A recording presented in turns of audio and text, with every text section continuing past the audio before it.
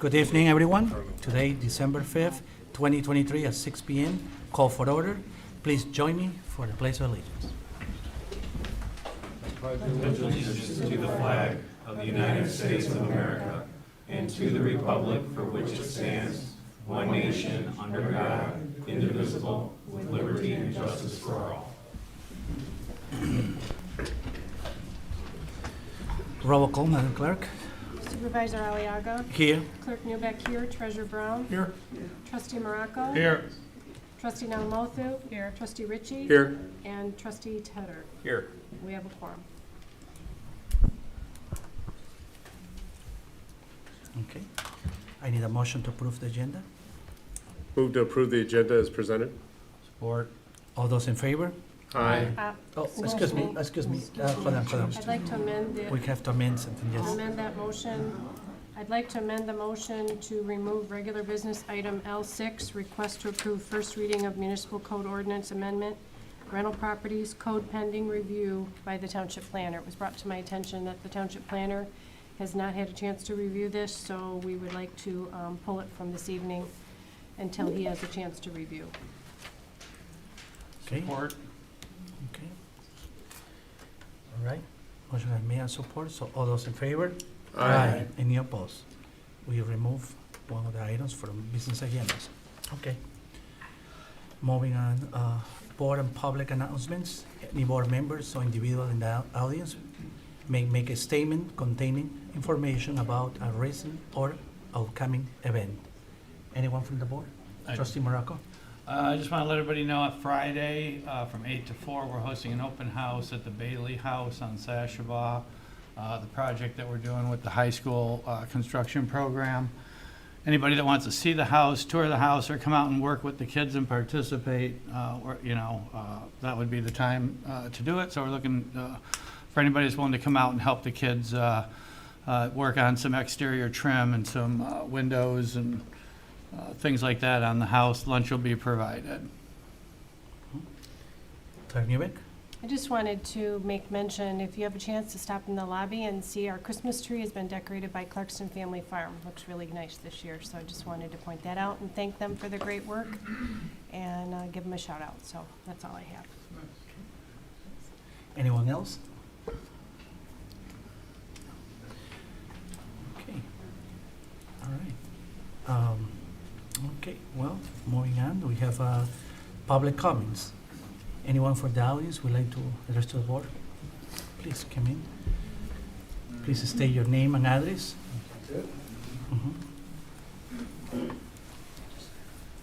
Good evening. My name is Tom Neal, and I live at 8651 Thendera Boulevard.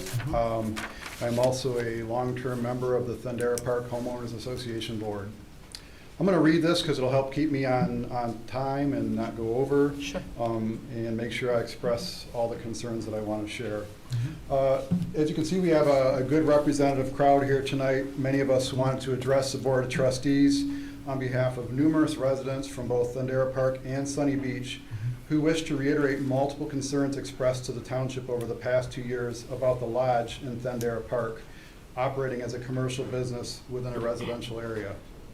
Previous communications have included multiple unacknowledged requests through email and in person to meet with Jose Aliaga, dozens of emails and some personal visits to Brian Oppman and or Jeffrey Pierce to discuss ordinance violation concerns, and 21 formal complaints filed with the Oakland County Sheriff and forwarded to the township, along with numerous dated timestamp pictures of parking issues, sometimes 14 plus cars, in addition to audio recordings of incessantly loud guests yelling at all hours of the day and night. Our key concerns are that we believe the lodge property is operating commercially as a multifamily retreat. They are charging $1,000 per night for up to 10 guests and another $100 per additional guest up to 16 with up to 9 cars, although we have definitely seen more there at many times. The lodge is actively, even to this day, if you go onto the VRBO and Airbnb sites, promoting stays to friends and family. And by design, are seeking large groups of people, not just single families. Amenities similar to a VFW hall or the Comfort Inn that we have up here at the intersection are promoted, including a pool table, darts, a spacious deck, great place for remote work, self-check-in, shampoo, conditioner, body soap, canoes and kayaks, barbecue grills, 5 king beds, 1 queen bed, 3 single beds, 1 sofa bed, 1 couch, and 2 air mattresses. Since it's the holiday season, I'd throw in probably a partridge in a pear tree as well. They even tout that the lodge has hosted guests from Henry Ford to Thomas Edison. Amid all of these promotions, there is no mention of anything to the guests about single-family rentals only, respecting the neighbors, not speeding in the subdivision, or no screaming and yelling at any time of the day. Furthermore, the owners do not live at or near the rental and seem to rely on neighbors to keep their guests in check and quiet. Several of the complaints filed with the Oakland County Sheriff's Office were well after midnight, which means that neighbors are being woke up in the middle of the night and then have to go through the whole process of calling the police, all while the lodge owners sleep peacefully at their home, far from the noise. The lodge has a history of non-compliance. I have lived in Thendara Park for 30 years, and we're on our 3rd owner since I've been there. Each new owner who purchases, we go through the same thing. They're trying to make it something more than a single-family residence. Thankfully, previous township boards have actively stepped up to address these issues, and ultimately the owners were issued a legal consent judgment and restrictive covenant, which still apply today. It's transferred ownerships from one to the next. 2 years ago, the new owners started their business venture of the lodge by creating a website that promoted weddings, graduation parties, large gatherings, and even offered an on-site planner. After the township took action on this, thankfully, they removed their website that promoted this, but still allow large non-family events and gatherings as evidenced by photos, audio recordings, and guest feedback on VRBO and Airbnb. As mentioned earlier, there have been 21 complaints filed by local residents in the past 1.5 years to Oakland County Sheriff for mostly noise issues. However, there is also complaints for burning construction materials, leaving a fully burning fire unattended. The owners actually left the site. The fire department came out and put out the blaze, 1.5 foot plus flames. Kind of gives you a feeling of how little they really give a crap about our subdivision. And just recently, the association has been notified that they were completing construction projects without the necessary permits. Repeat issues over and over and over again. All of these points clearly identify that the lodge is a bad apple among all the rentals and short-term rentals within the township. There is actually another short-term rental within 500 feet of the lodge, and there has never been a single issue or complaint. On behalf of the association board, we are also speaking with an attorney, and we are looking at revisions to our bylaws, but we need the support of the township. It is good to see that on the agenda, which has been moved for now, but that this ordinance that is being put into place. But I hope it's enough to address the issue, because this is not a typical short-term rental. It's much beyond that, and we have some real concerns about it. At this point in time, I'd like to turn it over to one of my neighbors and let them continue. Thank you. Thank you. Sure. Can you please state your name and address? Peter Lutznite, 620 Sequoia Court. Okay. I want to address the issues with the zoning that you collectively have been ignoring, and I want to refresh your memory what already Tom was explaining. The area zone is a single family resident only. 16 people, 9 cars are not a single family. We have provided the township with multiple pieces of evidence showing even more people at the lodge, as well as an excessive amount of vehicle parked on the property. I personally sent multiple emails to you. They've been all ignored, not one answer. Mr. Aliaga, I asked for 2 meetings with you. You haven't even responded to any of my requests. So that forces this large group to be here, and we're going to now continue the outline. But I want to express the frustration with you as public servants not doing your job. The property has a consent judgment, as we already said, and is used of the building of prior ownership that passes through the new owners, which has been completely ignored by you. This consent judgment and restrictive covenant clearly states that the lodge is for single-family use and that the township has the ability to legally enforce the issue. The use of the property has been consistently for groups, unrelated individuals, mostly golfing bodies, guys now, even weddings, friend groups, book clubs, etc. Together and party violates the township quiet hours. This is the evidence by a number of police reports that have been called to deal with the disturbance and guest reviews on VRBO and Airbnb.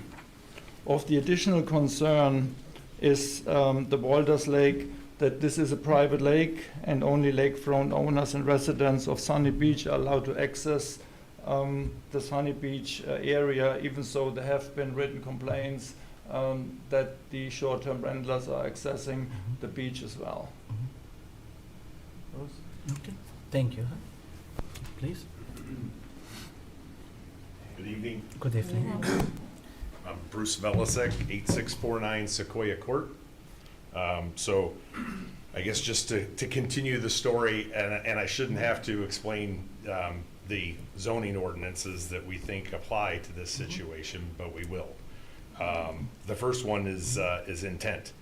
R1A single-family residential district is intended to encourage suitable environment for families. To this end, uses are limited to single-family dwellings. There is also one single-family residence permitted per lot with single-family residential zoning districts. A single-family dwelling shall conform to the following regulations in addition to all other applicable state and federal standards. It shall comply with applicable building construction and fire codes. It shall be connected to public sewer and water supply or private facilities approved by the county health department. Based on the volume of people that are in this home, that is in excess of, 80, 100, almost 100 years old. Have we inspected this property based on its commercial use and the volume of sewer and water and safety concerns that may be going on in this property? Nuisance, home occupation shall not create a nuisance or endanger the health and safety and welfare or enjoyment of other persons in the area by reason of noise, vibrations, glare, and other things, which it's definitely a nuisance. Sewage and water, home occupations shall not generate sewage and water in excess of what is normally generated by family dwelling unit. And then traffic, there are no vehicular traffic permitted for a home occupation other than is normally generated for a single family dwelling. Parking, there may be up to 2 additional parking spaces provided. Parking spaces shall be on the premises and shall be subject to standards in the site designs.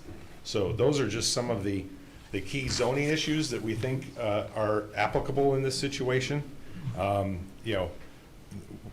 The request for the process in this situation, away from the repeated warnings, is for us to take action on what's going on here. We ask the township to please govern using our tax dollars wisely, to not hide from the fear of litigation, retaliation, or to fault on the side of inaction, as someday a decision that reverses their actions could be put in place by legislative actions coming out of the state. These are issues that are currently going on at this location. We have zone ordinances that violate them. We're asking for the township to take action on this, and not, well, there may be a state law that changes or something else that may supersede us. We're kind of beyond the waiting. We're looking for some action out of the board. We asked the township to enforce the single-family residential requirements. And bottom line, municipal zoning ordinances are intended to promote the common good and general welfare of community. They protect property owners and the community at large by restricting the manner in which a property may be used. It's the responsibility of the municipalities to enforce that zoning. We have a significant number of residents in the Thundera Park, Sunny Beach subs that have vested interests and could potentially be damaged and are being prevented from enjoying their own properties because of one individual property that recently purchased and is operating a single-family home as a commercial business. So our request to the board is simple. meet with the interested and concerned residents on this issue, update them on the township's position on enforcement of zoning laws, and take action to enforce all zoning violations. In closing, Mr. Aliaga, your motto on your township supervisor description states, "I live to serve."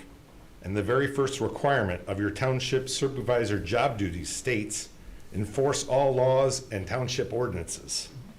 We, the residents of Thendara Park and Sunny Beach, are asking you and the board to take action on our concerns. Thank you. Thank you. Okay. Thank you. Okay. All right.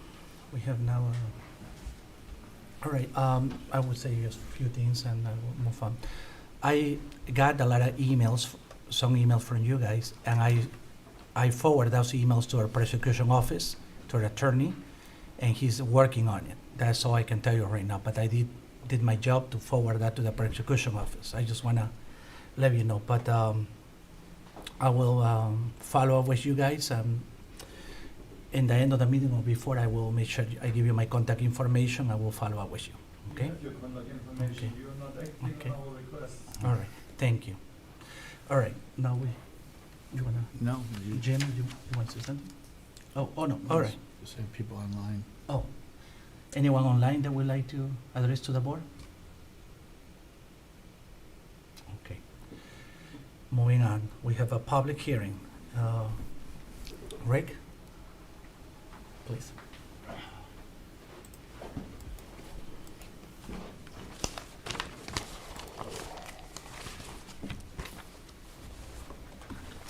Okay, well, this is actually a public hearing. It's a presentation on all the budgets that have been presented over the last several months. It's a little bit of a lengthy presentation, but I'll try to get through it as quickly as possible.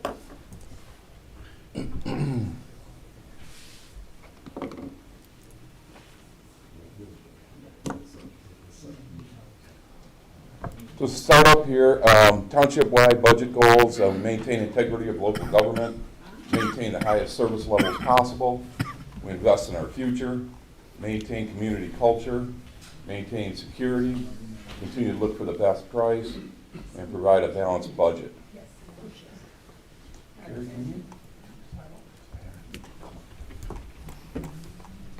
The actual budget process consists of the following. We have meetings with individual department heads, prepare preliminary budgets and narratives.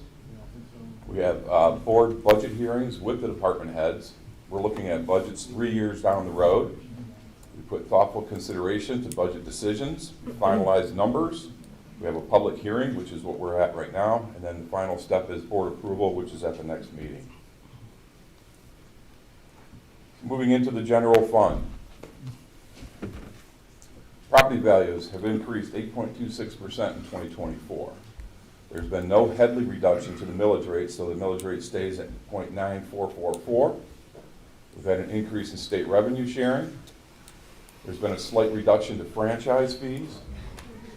We've got reduced building activity. We're still putting monies in for fighting phragmites and other invasive species. Monies for spring cleanup. We're continuing funding gravel projects and additional funding for capital projects. Moving into the numbers. The property taxes, as mentioned, the millage rate stayed the same, but we have increased tax values, generating about $140,000 of additional revenue. State revenue sharing, the $104,000 increase is based on the latest projections from the state. Parks and Recreation decrease there. The bulk of that is ARPA funds that were received in 2023 that are not expected to recur in 24. The slight reduction to franchise fees is the cable fee number on there, and you can see the $4,000 reduction.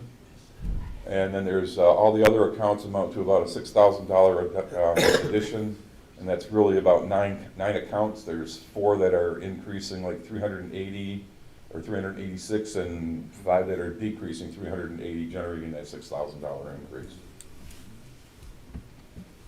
Moving on to the actual expenditure side by department. Township Board, looking to come down about $353,000 or 30.1%. The bulk of that is the land purchase that was done in 2023 that will not recur in '24. On the supervisor, we're up about $32,000 or 7.3%. The bulk of that is annual wage increases. We did have a public relations position that's been annualized as far as the salary goes. And then we did have additional money for conferences and classes. Clerk's department is down almost $78,000. There are annual wage increases and salary bumps in there. We did have a decreased wages for retirement payoff in '23 versus nothing in '24. We did put additional money in for the OPEB actuarial study in '24. There was a 75% shift of the department aides' wages to the elections department compared to 25% in 2013. And then there were minor decreases for agenda software, document scanning, and payroll consulting. Moving on to the IT department, down $131,000. There were annual wage increases there as well, but there was a wage decrease due to paying less for the current manager. There were decreases for software, conferences, and infrastructure hardware. We did put in additional money for training for on-base. Board of Review is pretty much flat. The Treasurer Department up $25,000. That's pretty much all wage step increases, but there was one promotion for one employee in there as well. In assessing, up $38,000. That is again primarily due to wage increases. There's a promotion for one employee. There's some annualized wages for the assistant director. They did decrease their legal due to excessive litigation charges in '23, but then there was an additional amount added for replacement laptops. Elections, up $293,000. The biggest thing here is we're looking at 4 elections in '24 compared to 1 in '23. There's a lot of expenses that go into that. Obviously, there's a wage increase in there. Again, the 75% of the department aid in the clerk's department shifts over to elections. And then there's just a multitude of expenses, anything from election workers to postage to supplies, just to run all these elections. And that's what's causing the large increase there of $293,000. Continuing around with departments, we have the Township Hall. It's down almost $226,000. There is some wage increases in there because the new custodian position is now part of that department. So that annualized wage is also part of that decrease overall. The big decreases are coming from the design engineering for the town hall open space project that's not recurring in '24. Decrease for ARPA funding, not recurring in '24. That's the big piece, about $200,000. Decrease for janitorial services due to hiring a custodian, and decrease for elevator repairs in '23 that aren't expected to recur in '24. Moving on to legal, it's up $30,000. That's primarily due to ordinance prosecutions and regular legal. Human resources up about $8,600. The bulk of it is, again, wage increases. There was an additional 7.5% put in for the part-time employee, who basically is there to process employee information and scan documents in on-base. And then there's a little bit extra put in for legal in that department as well. Building department, down $31,000. Again, there were regular wage increases in there, but there was also, they added a part-time general inspector wages. They eliminated the full-time building inspector wages. There is one promotion in there for one employee to move up to office assistant. They have additional legal due to the rental ordinance initiative expected to be approved in 2024. There's additional in there for replacement computers, additional for outside inspection services, and then the decrease services related to the expired permit project. Drainage is flat. Street lighting is up a little bit, but that's primarily due to the cost of DTE charging this outrageous prices for electricity. Cemetery is up about $20,000. There are wage increases in there as well. The biggest piece is the temporary wage increase because we went from $15 an hour up to $17.50 an hour. And then there is additional money in there for a utility vehicle versus a mower that was purchased in '23. Last couple departments here, planning, zoning, it's up just $2,600. Most of that is the wage step increases. There was a decrease for the master plan. update in '23, that's not expected to recur in '24. And then there's additional for the planning conference, which includes 2 new PC members. Transfers out, down $910, almost $911,000. There's various transfers in here. One of them is a transfer to Parks and Rec. That is actually up about $50,000, and again, it's due to wage increases, step increases, and reduced revenues in the Parks and Rec fund. Big one here is the transfer to CIA for the Walden Center Drive intersection/signal project, budgeted in '23. That will not recur in '24. That was a $250,000 savings. And then a decreased transfer to capital projects due to the Walden Road paving project, budgeted in '23. That won't recur in '24, along with less needed for actual capital projects. That was a reduction of $712,000. The Parks and Rec reduction is primarily related to ARPA funds that were used in 2023 that are not expected to recur in '24. So what all does this have to do with fund balance? At this point, we are looking at 2024, a planned deficit of about $84,000 compared to $1.6 million deficit in 2023. So that is an improvement of about $1.5 million. And it's taking our fund balance from about almost $9.7 million down to about $9.6 million. Looking at it from a graph standpoint, this lays out basically 10 years of activity. A little difficult to explain, but I'll try to point out some of the items over here. This blue line that cuts through here are your revenues. Expenditures, a pink line that's running through here as well. And then the yellow line and the green line are actually fund balance. The yellow line basically being what the actual fund balance is. The green line is fund balance minus a 20% reserve. Obviously, there are some peaks in here and some things that have happened to cause expenditures to go up. But it's just a good presentation of what has happened over the last 10 years and what's looking to happen over the next 3. Looking at Parks and Rec revenues, there's only 2 components to this really. We've got all of the revenues that Parks and Rec generates on their own, which is the blue line, and then the contribution that comes in from the general fund. Obviously that spike there for the ARPA funds that went directly to the Parks and Rec fund, so you can see that spike there. The dip in 2020 obviously was COVID-19 related, where there was no activity, so that kind of explains those two peaks and valleys there. If you look at just the individual departments for Parks, Recreation, and Seniors, the top line, the blue line there is Recreation, and again, they're all taking a dive there in 2020 because things were basically shut down. Everything after that is just them coming out of that a little stronger than what they actually went into it as. And then again, you have the spike down there at the bottom that shows their capital costs, and there's your ARPA spike again, which is basically reflective of the same spike here on the revenue side. Moving on to the general CIP. Long list of things here. Additional general fund contributions in 24 and 25, and those are $100,000 each year. There's the revised PRS plan that fits the model through 2026. So much needed upgrades over the next 3 years, and this is only a partial list. So some of the things on here, we have town hall painting, carpet replacement, and furnaces upgrades in 24. Walden Road paving project, east of Clintonville Road. This is a tri-party payment. This is the first of 3 payments that we'll make in 2024. Bay Court Playground Log Slide Edition in 2024. There's a Clintonwood ball field backstops and benches in 24. ARPA project, the Bay Court garage renovation in 24. The Clintonwood Park planning and development of athletic fields on the new property that was just purchased this year. That'll actually take place over 24, 25, and 26. Clintonwood Park tennis and basketball court resurfacing in 24. Clintonwood Park office roof and day camp building renovations in 24. New signage at all 3 parks related to a new township logo in 24. We have the Bay Court entrance, brick paver removal and replacement in 24.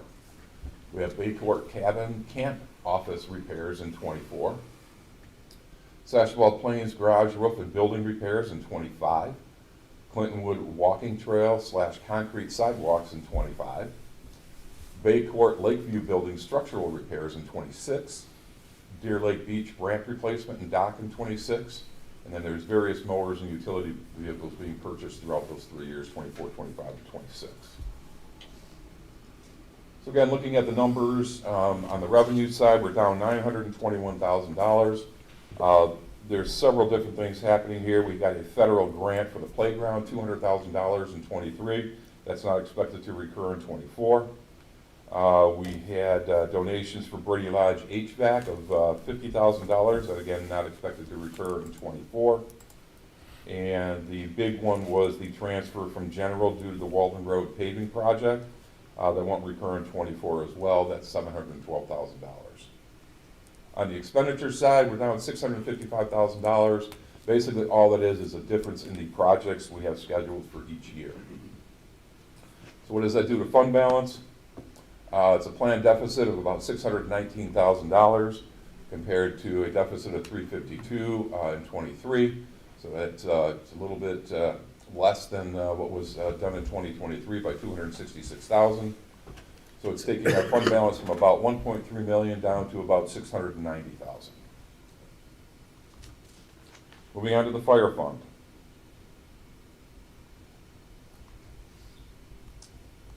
Property values again increasing to 8.26% in 24.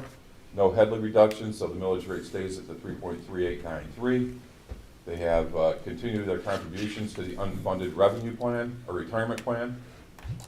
Continue adding to the capital fund for future purchases of large equipment.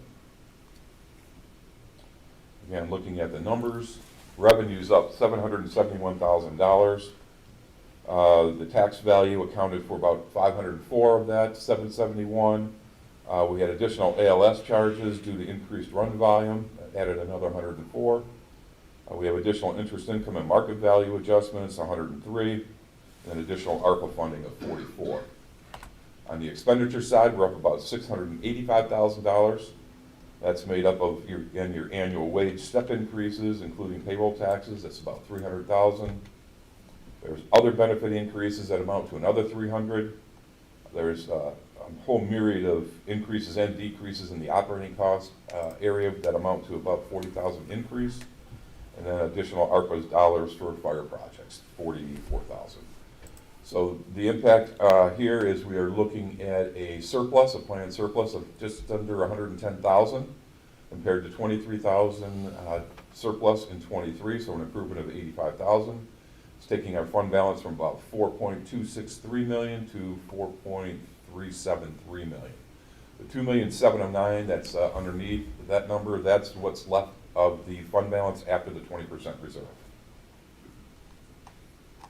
Again, looking at this one graphically, it gets a little busy here, but again, there's still some good information on here. You can just see how revenues are tracking over the last few years. Again, the pink line is labor, and that's continuing to go up as we increase heads, because we have increased heads since 2020 from 33 up to now we're projecting about 40 by the end of 2026.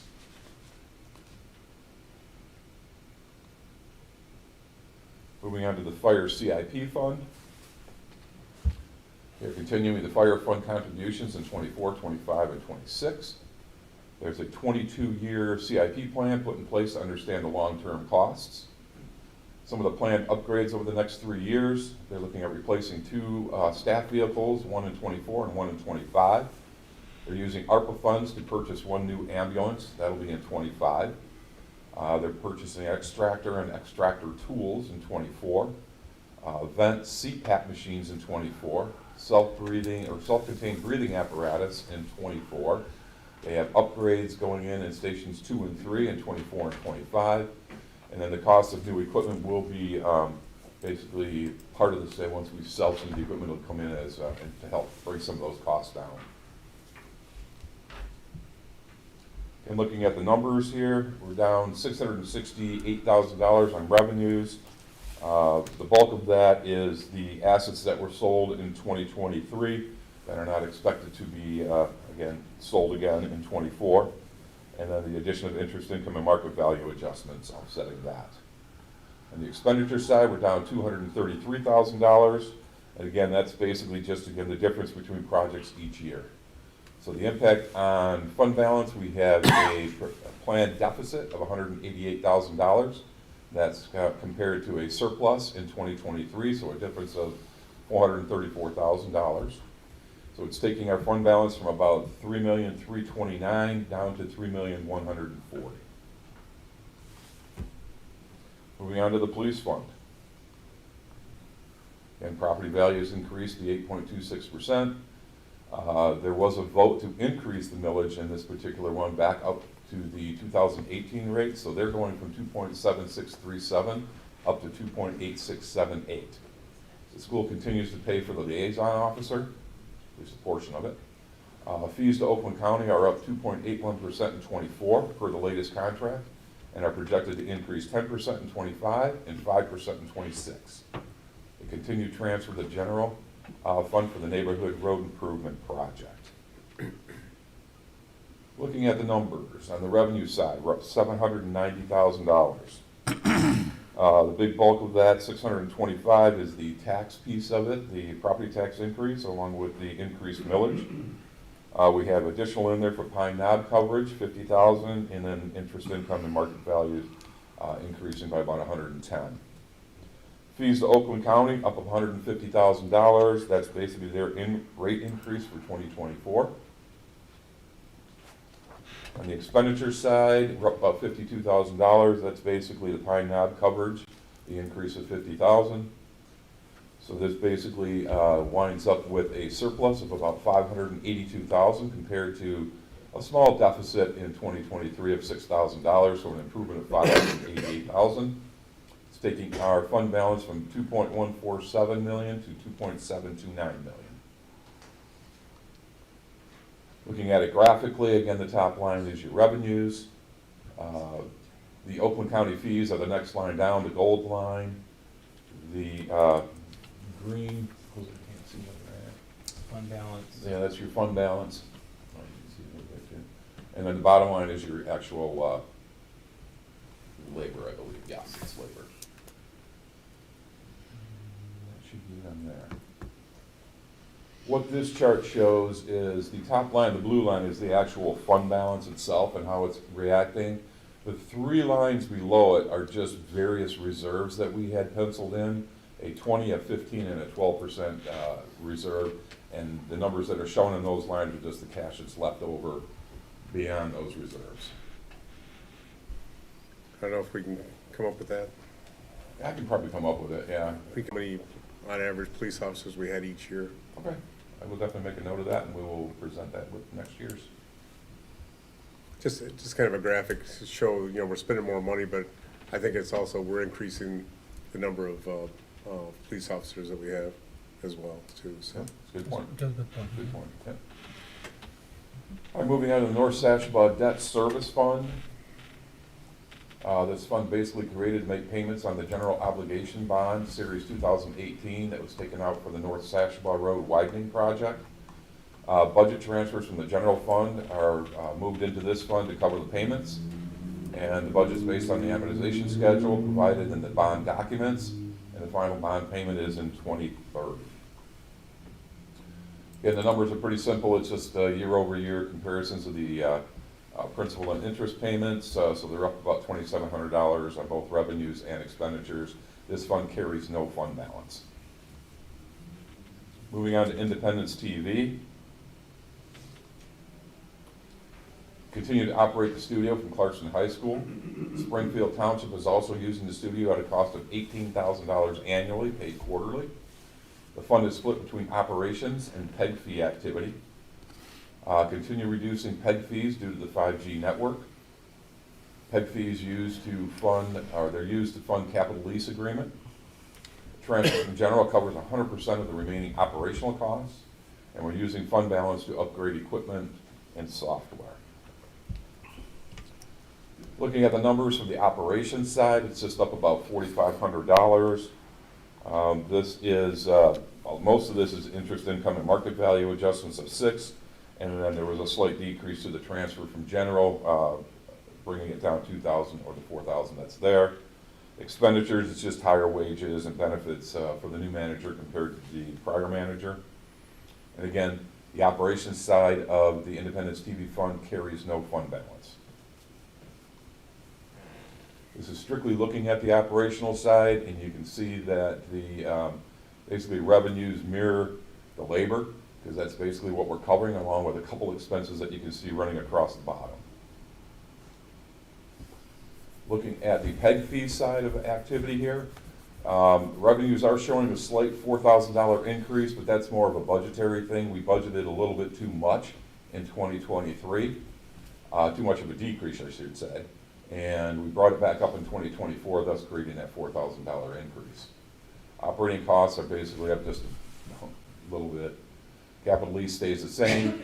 So what this has done to fund balance, it's a planned deficit of about almost $19,000 compared to a deficit of about $22,000 in '23. So it is a slight improvement of about $3,300. And it's taking the fund balance from $412,000 down to about $394,000. Looking at this graphically, the actual PEG fee side of things, I know it's one thing to say it, but when you look at it graphically, you can see that the fund balance, wrong one here. That the fund balance, which is up over here, is continuing to come down, and that's the reason being is the blue line again being revenues and the pink line being expenses. And when expenses are greater than revenues, it's going to pull your fund balance down, and that's the problem that we're looking at right now. We need to fix this at some point, either with contract renegotiations with the school or possibly talking to the cable companies about increasing our fee again. But again, I don't even know where that fee is even going to stand here in a couple of years. It may disappear completely, which is a totally different problem. Moving on to the Safety Path Fund. Property values increased 8.26% in '24. There's been no headly reduction to millage rates, so it stays at the .4162. Increased level of service by plowing portions of the path. And then some of the future projects planned. We have Clarkson Road from Wingate to Sashbaugh in '24. Walden Road Connector in '25. Greenview from Clarkston Road to Sugarloaf in '26. And then we've got a sickle bar mower in '24, a zero-turn mower in '25, and utility cart for snow removal in '26. Again, looking at the numbers, revenue's down about $48,000. Again, we have a couple different pieces here. We have the increase for tax value, which is up about $62,000. We have additional for interest income and market value adjustments, $44,000. But then we had a big decrease for the Clarkson High School reimbursement for construction engineering for the Safe Routes to School project. That's budgeted in '23. Right now, that project has been put on hold, and so it has not been rebudgeted for '24. That just thus causing a $154,000 decrease there. On the expenditure side, we're down about almost $91,000. There are annual wage and benefit increases in there to the tune of $6,000. But we had a decrease for safety path maintenance, and that's due to adding $68,000 in '23 for deferred '22 maintenance that couldn't be done late in the year. Decrease for boardwalk structural inspections that are done in odd years only, that's $20,000. And we had a decrease for equipment, one sickle bar mower in '24 versus 2 walk-behind mowers in '23, so that was an $11,000 reduction there. Project costs, again, this is just a difference in projects year over year. And then, so what impact is this having on the fund balance? This year, it's a planned deficit of about $103,000 compared to a surplus in '23. So a swing of about $459,000. So it's moving our fund balance from 2.898 down to about 2.795.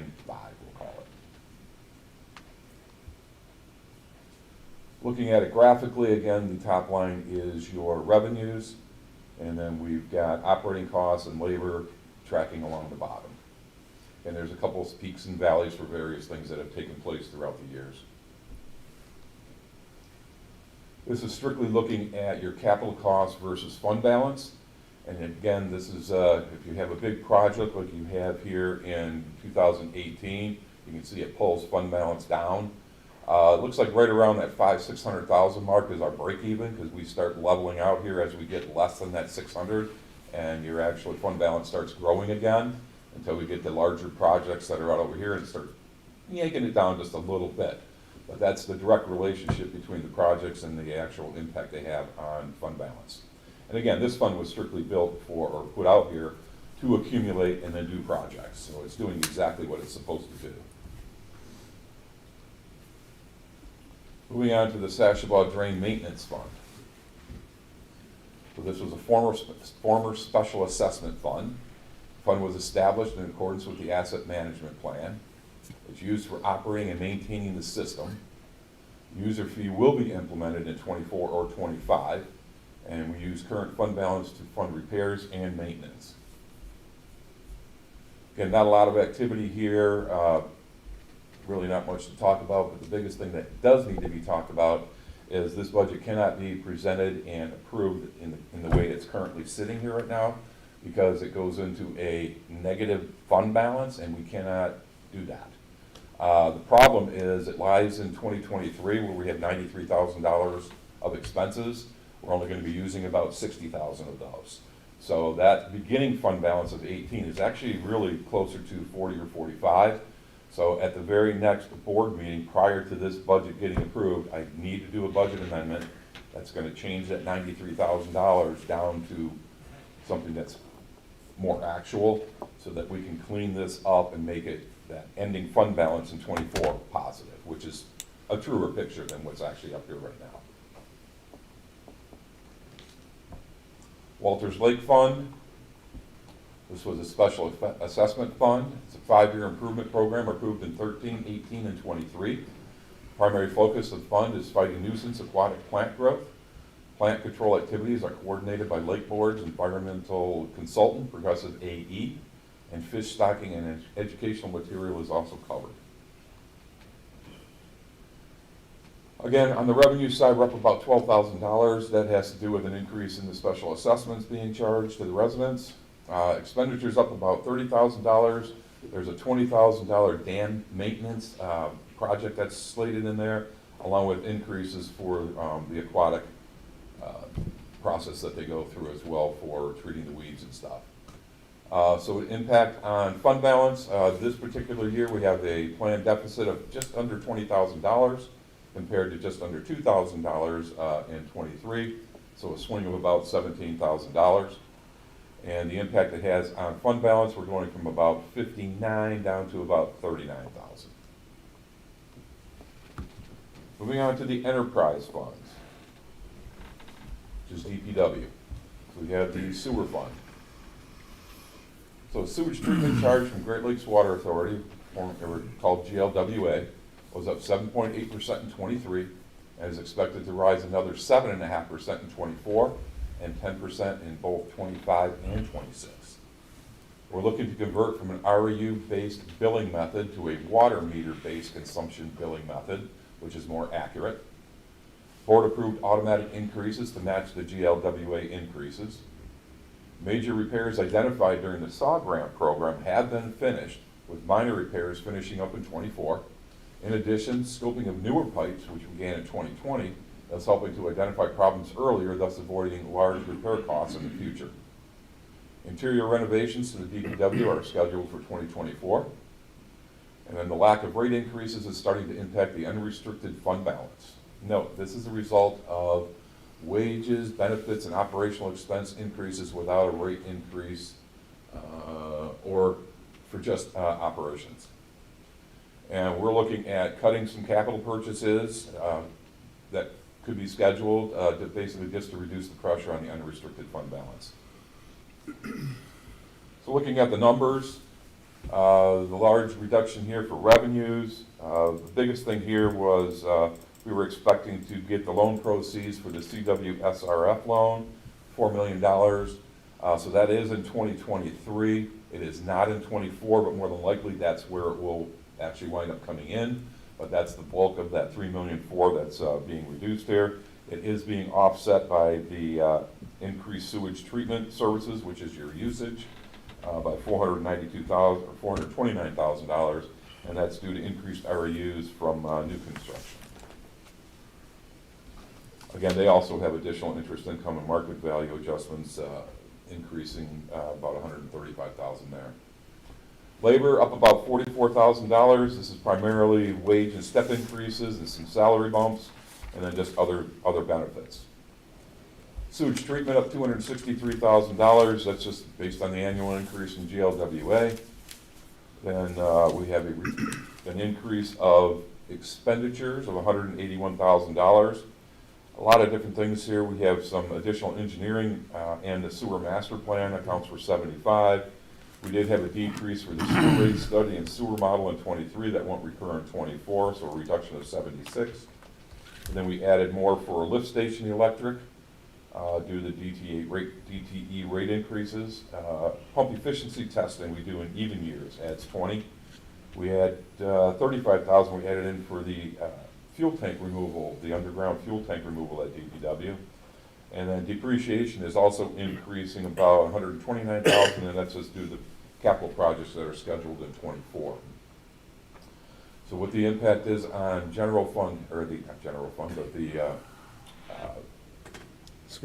just the fund balance itself, is we have a planned surplus, or planned deficit of $916,000 compared to about $3 million surplus in 2023, so almost a $4 million swing there. From a fund balance standpoint, this has been split down between restricted and unrestricted, and for those who don't know, restricted is basically all your pipes and equipment that you own. The unrestricted is basically your cash with some receivables offset by some liabilities in there as well. So overall, the fund balance is going to go from about $33,366,000 down to $32,450,000 in total. Looking at the very bottom here, capital costs. Again, it's looking to increase about $296,000, and again, that's just a difference in projects scheduled between 24 and 23. Again, looking at this graphically, the top line again is your revenue line item. The dotted line that's up there, I just shifted the $4 million from basically 23 to 24, so that peak will still be there when you see this slide again next year. It'll just be shifted over a year. And then we just go through, you know, you have your sewage treatment costs, you've got labor, and your operating costs at the bottom. Moving on to the water fund.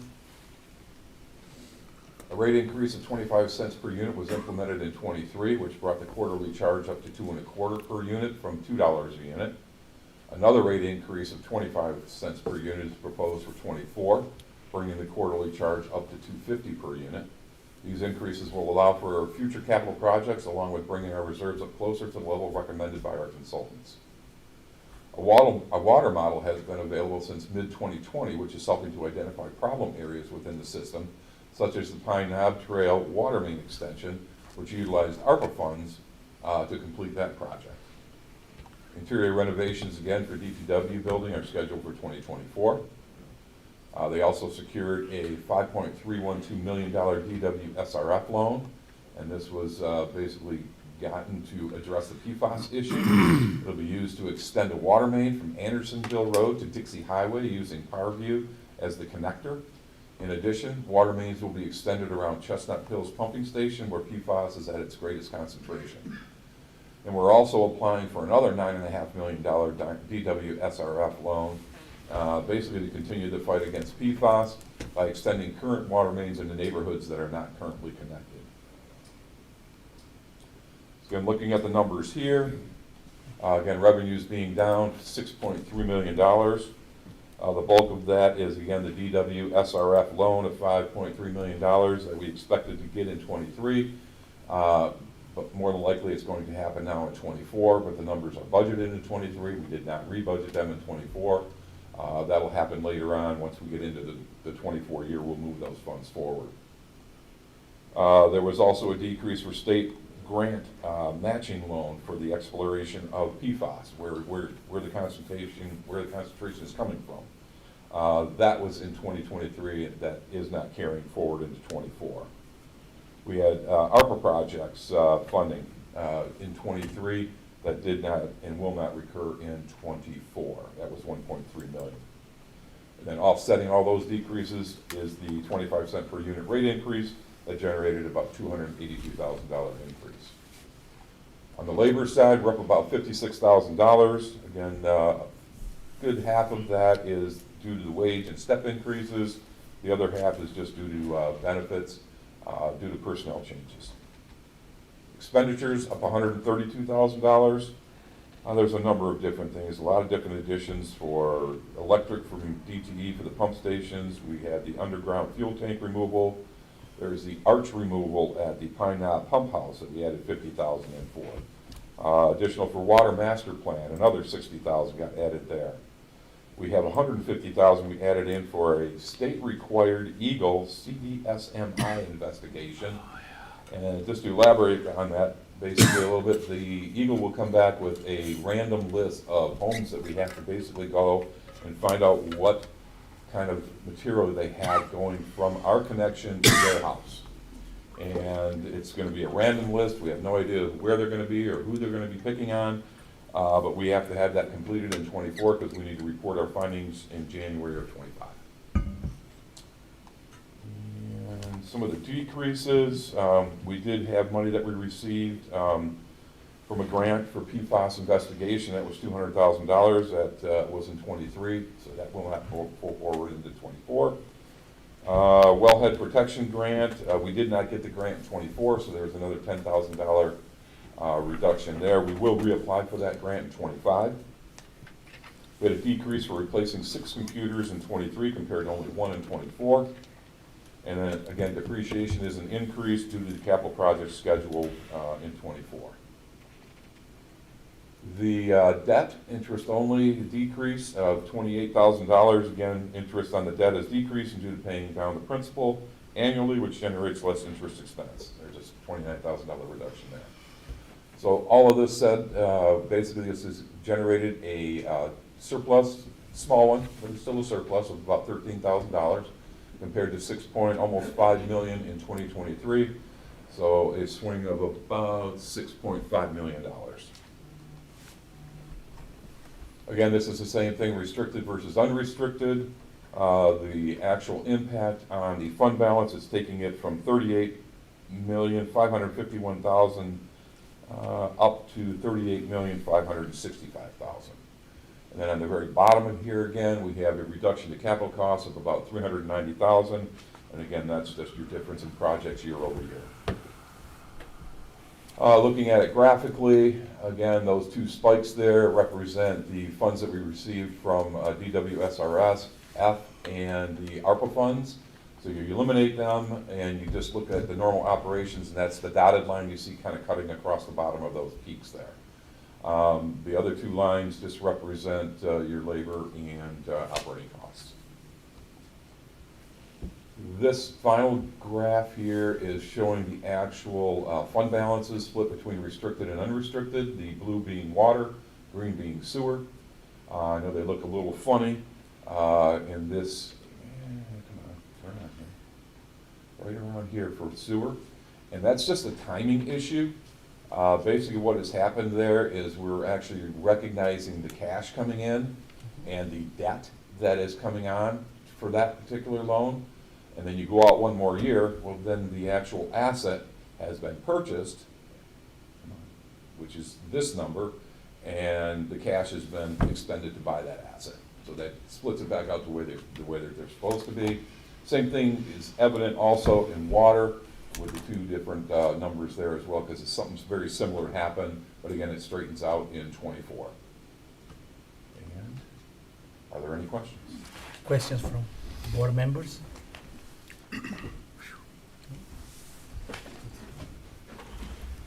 Good job. Thanks. Okay, thank you, Rick. Set? Thanks, Rick. Okay. You're welcome. Open. Okay, we open the public hearing at 6:59.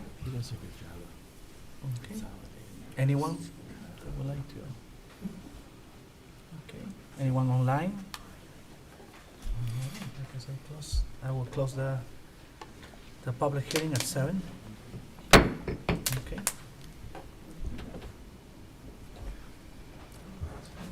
Okay, Thank you, Rick. Thank you. Now we have, moving on, we have presentations and reports. Presentations for Dixie Highway Downtown, the DDA, by our Director Brian Hockman. And Dick, Mr. Dick Carlisle, how you doing, Dick? Hello, everybody. The Act 57 of 2018 requires that we have 2 public informational meetings regarding our TIF authorities. We have taken the approach with the CIA, and of course the DDA is new this year, of having one of those public informational meetings at the actual board table with the CIA, and then having one of those public informational meetings here before the township board, primarily because it has more coverage, frankly, from that standpoint. So, you know, we are complying with the law and notifying. And the other key point about this is we are required to notify the other taxing jurisdictions of the fact that we're having these public informational meetings. I will tell you that so far, since we've had these, we haven't had any inquiries or any attendance at any of these public informational meetings by any of the other taxing jurisdictions. I could be wrong tonight about that, but if there are any present, and have questions, this is the forum, you know, for those questions to be answered. I'm presenting these both sort of simultaneously. You know, the CIA's activity is obviously on the you know, moving towards slated to happen next year. Currently it's currently a need to have their authority granted, you know, in terms of permits. So that's in process. The CIA board did meet a month ago and received its annual report. The CIA is in good financial shape. Our TIF revenues have actually are above the projections that we expected at this point in time. I think for the very same reasons that Rick Yeager mentioned about increase in tax revenues. Here, even it's a little bit different because we are capturing the value of several new projects, which I think you have seen, and that's just only going to continue with our tax increment finance district for the CIA. Essentially, once the CIA completes its last project and all of its obligations are met, which means all of the reimbursement for the bond payments are complete, the CIA is done. It ceases to exist.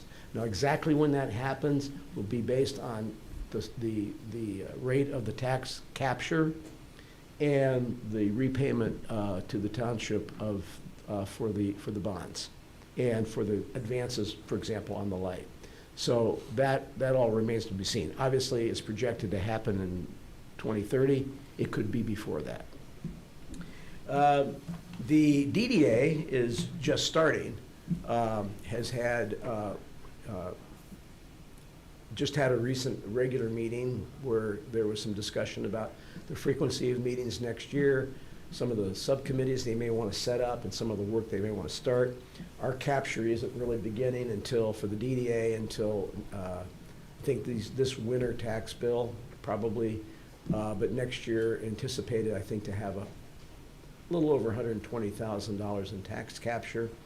The DDA will start meeting on a regular basis next year and start deciding what their priorities would be. I know that entry signage and identification signage is one of those. Supervisor and I have spoken about that, and I think that will be a high priority also with the DDA. So that really concludes my report. And I'll be happy to answer any questions. If there are any representatives of the taxing jurisdictions, we'll be happy to entertain any thoughts they have. But that's really where we stand right now with everything. Sure, thank you, Dick. Any questions from board members about the DDA or the CIA? No. No? Any questions? Anyone for the audience would like to have any questions? No? Anyone online that would like to address anything about the CIA and the DDA? Okay, thank you, Dave. That's appreciated. Thank you. Okay. Do you know how to go back to the screen to see who's online? Oh, I think it's on. Oh, okay. I think it's on. Let me just change it now. Yeah. Oh, thank you. All right. Yes, yes, thank you for coming. Okay. We have 3 people online. No one have a question, so, but thank you, Terry. All right, we finished the presentations of reports. We don't have any carryovers, so now we have a consent agenda. Number 1, request to approve the Board of Trustees special meeting minutes of November 15, 2023, and regular meeting minutes of November 21st, 2023. Number 2, request to approve the November 28, 2023 check run, including ACH of $1,159,789.32, and ratify the November 24, 2023 payroll of $345,000, 4,847 and the September 2023 wire EFT transfer activity of $2,123,016.51. 3, request to approve the retention agreement with Elderson, PC, and Goldman Ecker for investigation and potential litigation of claims arising from potential PFAS litigations. I need a motion to approve the consent agenda presented. I'll move to approve the consent agenda as presented. Support. All those in favor? Aye. Any opposed? Okay, thank you. All right, regular business. Now, this is about the number 1, to request to approve the classification compensation study provided by GovHR. I believe that we have them online today, and hi. How you doing? Hi, good evening. Good evening. Well, Okay, great. I'm going to share my screen, and I just have a short presentation, and then I'd be happy to answer any questions. 1 second.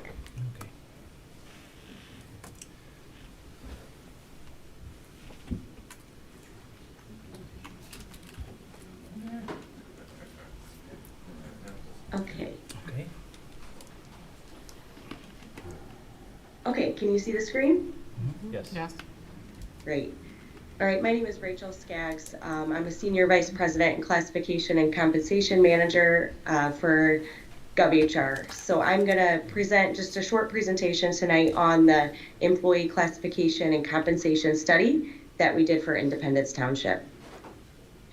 I'm going to just talk briefly about the job evaluation process, which really looks at the internal equity and led to the proposed classification plan.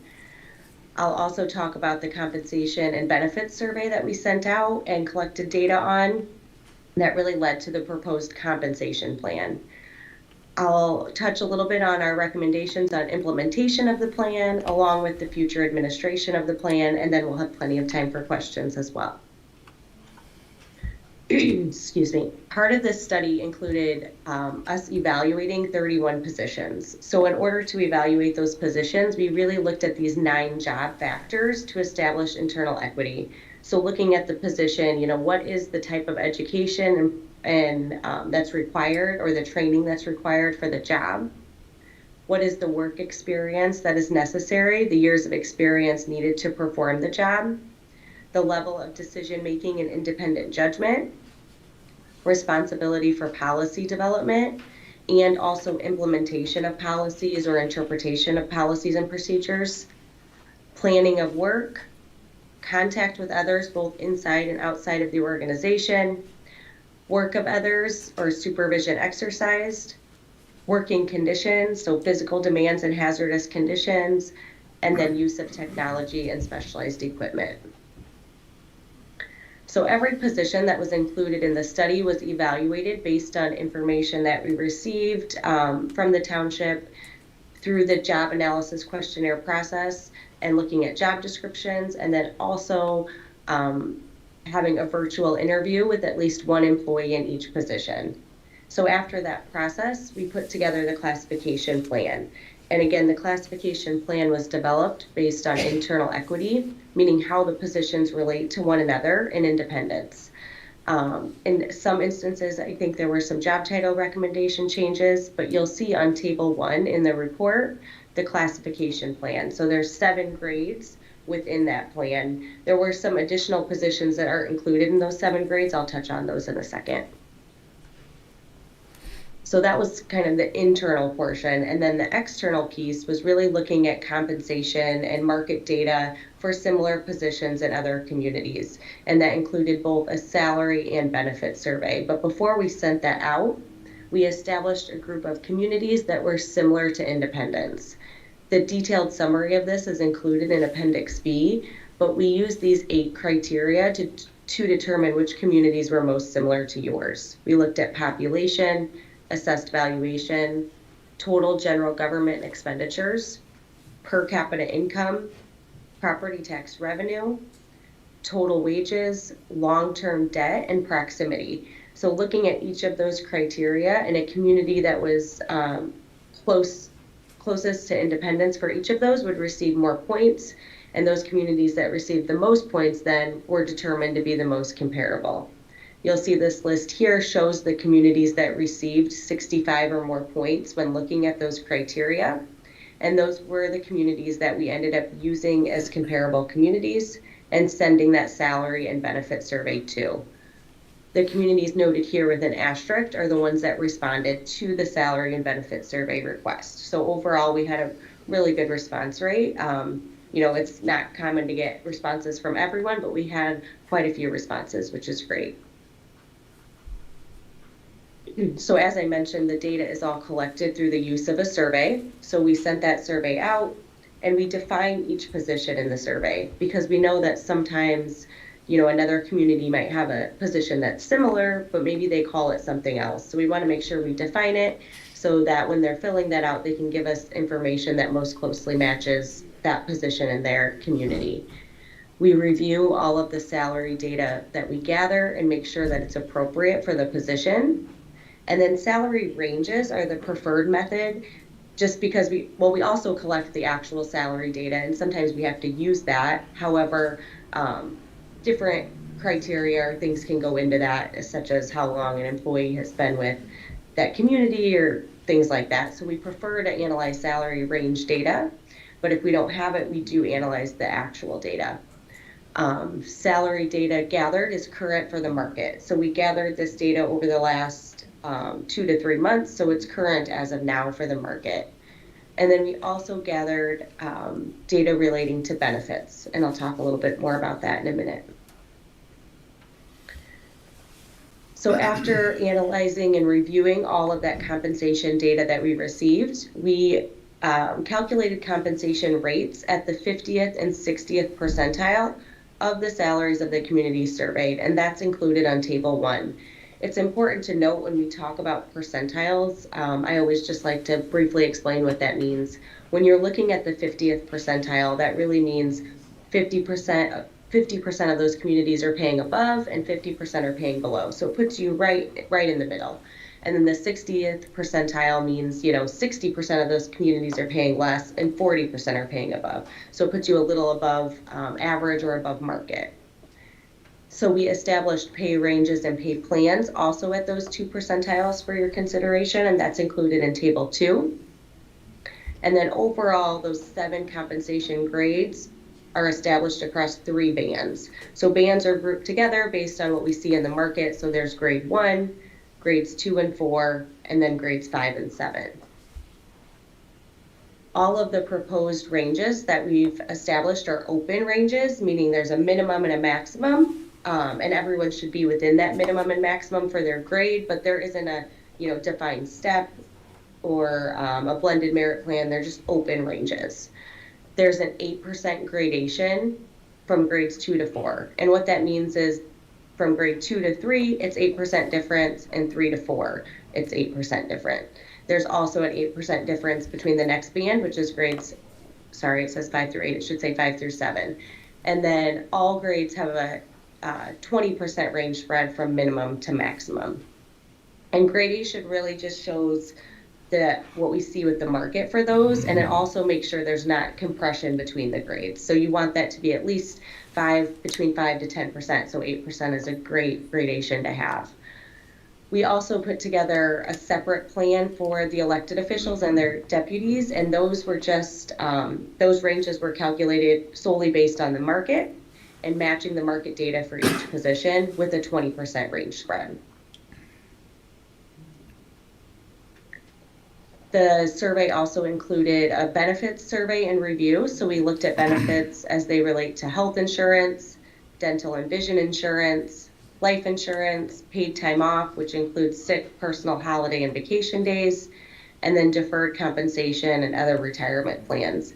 There's a summary or a narrative of each of those, as well as the detailed data on that in the report.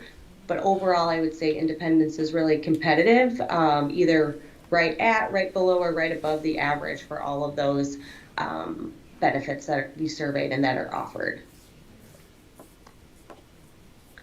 When you look at implementing a compensation plan, it's important kind of to take into consideration these 3 bullets. So anyone that's below the minimum of a proposed range. So if there's a position or an employee in a position that's paid below the minimum of a proposed compensation grade or range, they should be raised to the minimum as soon as possible. Employees that are within the range for their grade can be slotted into the new plan at their current rate of pay, and then employees should progress through the grade based on performance. And then if anyone is being paid outside the maximum of a pay grade, we never recommend a reduction in pay. We would just say to keep them there until the range catches up, but you could still give them bonuses or other things that aren't applied to their base for their increases.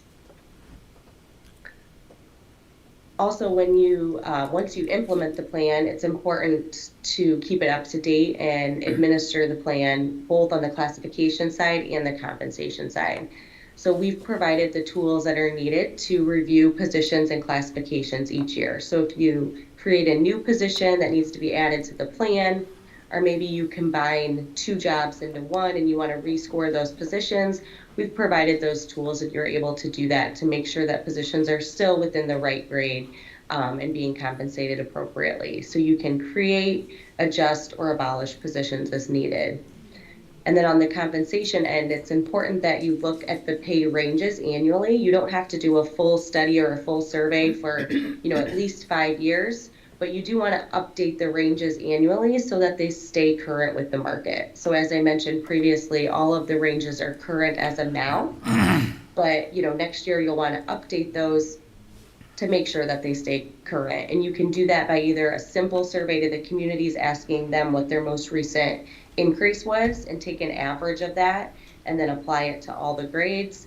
You could look at CPI, or anything like that. And then you also want to consider pay adjustments for employees based on performance, or if a position has changed and moved grades, you'd want to consider adjustments there as well. So I know I kind of went through that really quickly. I'd be happy to pull up anything in the report if you have any questions or answer any of those right now. Any questions from board members? I have a question. Sure. Trustee Morocco. Yeah, Rachel, when you did the comparison between the communities adjacent to us or, similar to ours, and I didn't, it might be in this document, there's a lot of pages to it. Did you calculate how many of those are working on the 4-day work week? So we don't take into consideration that because we really just look at positions. That's more like kind of a staffing component. So we did not ask that question. We do ask hours worked, I think. I can double check if we have that information, but that's not taken into consideration when we looked at the pay. Okay, thank you. Yeah, good question. Thank you. Good question. Well, it's relevant. Yeah, no, it's a good question. Anyone else? Anyone from the public that would like to have any questions? Anyone online that would like to address any question?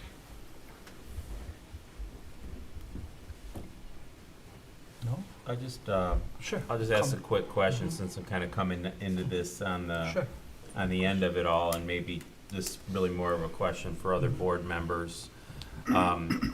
where we've been with respect to this whole process, how we got here. 'Cause what I did look at the packet in advance of the meeting, I did notice a discrepancy that a couple people are off the chart, so to speak, beyond the recommended pay upper echelons of the pay scale, and then there were others that were falling in the other end, and then a bunch of folks everywhere in between. So it didn't seem, at least recently, that there's been a maybe a rhyme or a reason. So maybe this whole process is to right the ship. So it's just a general observation and a question for the rest of the board. You know, as I've articulated in, you know, other comments that I've recently made, that I feel it's important that, you know, as a respected community and a township that I think fights above its weight class in a lot of ways, we still need to have considerations to attract and maintain the best and brightest. So, all that being said, if there are any perspectives or thoughts from other board members about where we were, where we're at, and where we may be thinking about going here. Sure. And this is the first we've seen this.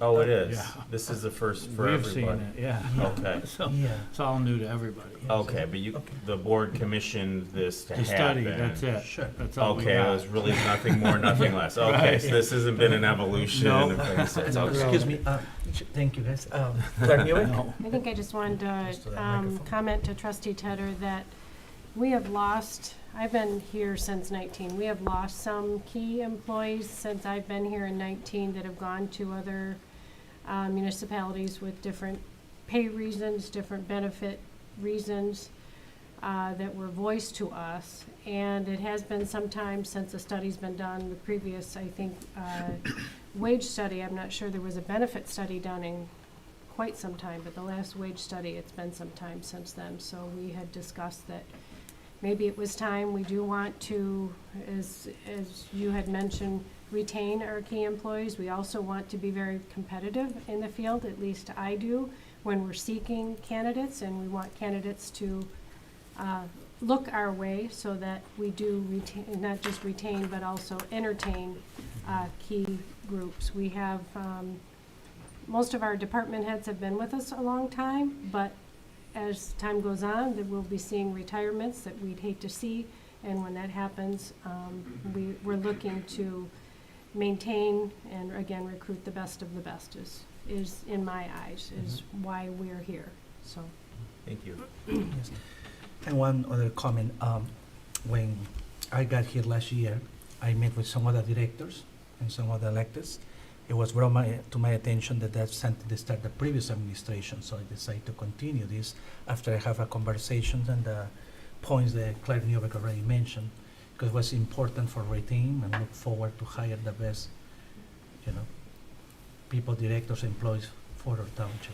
Yes, Trustee Martin. Is this just for us to accept her report, and then we're going to have a discussion on what we feel we're going to do as a plan? I'm just not clear what this part of it is right now. What are we expecting to achieve with this MAFE?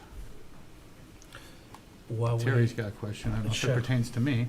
Yeah, no, because I was on this committee that went over this. Nancy, are you going to speak this evening as well? She will, Oh, okay. She's waiting for, Maybe Yeah. that'll help answer Yeah, some questions. sure. So I think if she goes first. sure, Nancy, would you Yeah. like to, Thank you. yeah, she will clarify. That doesn't really. Yes. No. It's like, here's a bunch of information. You go. At the risk of killing you with another PowerPoint, I need to have my points in front of me. Yeah, just to finish, that, when I asking for a question, was question for the presentation. That's why Nancy's coming out to Perfect. bring more information. All right, so I don't want to repeat too much of what's already been said. You know, obviously Rachel shared with us what the methodology was and how this was going to be presented. You know, basically they looked at internal equity as well as some external factors to find out, okay, what is a good range for these positions? I don't want to go through this again. These were the points that we used to look at the actual jobs. We looked across cities, villages, and townships and went through Washtenaw, Genesee, Macomb, Oakland, Lapeer, Livingston, Wayne, looking at communities we could find that were comparable. There was a point factor assigned to figure out which ones were most comparable to us as well, which is in there for you. And it ultimately came out to there were 17 of the 21 communities which are highlighted for you, and then the pay grades. What it came down to is what's being asked of you tonight is to say, okay, we want to approve these ranges that came about because of this compensation study. And so the ranges are here for you on the screen, and these are for each of the existing 31 positions rather. And this will show you the 50th percentile, and as Rachel indicated, that's just saying 50% of communities pay more, 50% pay less. That would be the bottom of our range at the township, and going up to the 65th percentile, so saying the 65% of those communities pay less, which, to the trustee Tedder's point, adds a little bit to that competitive, makes us a little bit more marketable amongst the other communities. If there's a specific question I can answer about the ranges and what the expectation is there. Go ahead. I don't have a question, but I just think it's important to note that we currently do not operate under ranges. So this will also be a key when we do go to hire, that we can post ranges when we seek new applicants, that we can hire within those ranges. That's a significant point, and it speaks to your questions about how did this come about.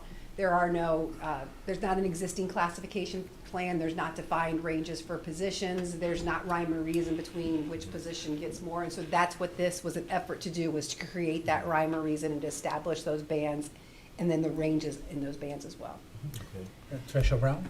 Just a point on you're seeing that there are folks who may be already above the range or below the range. I think those specific ones, there could be asterisks on them.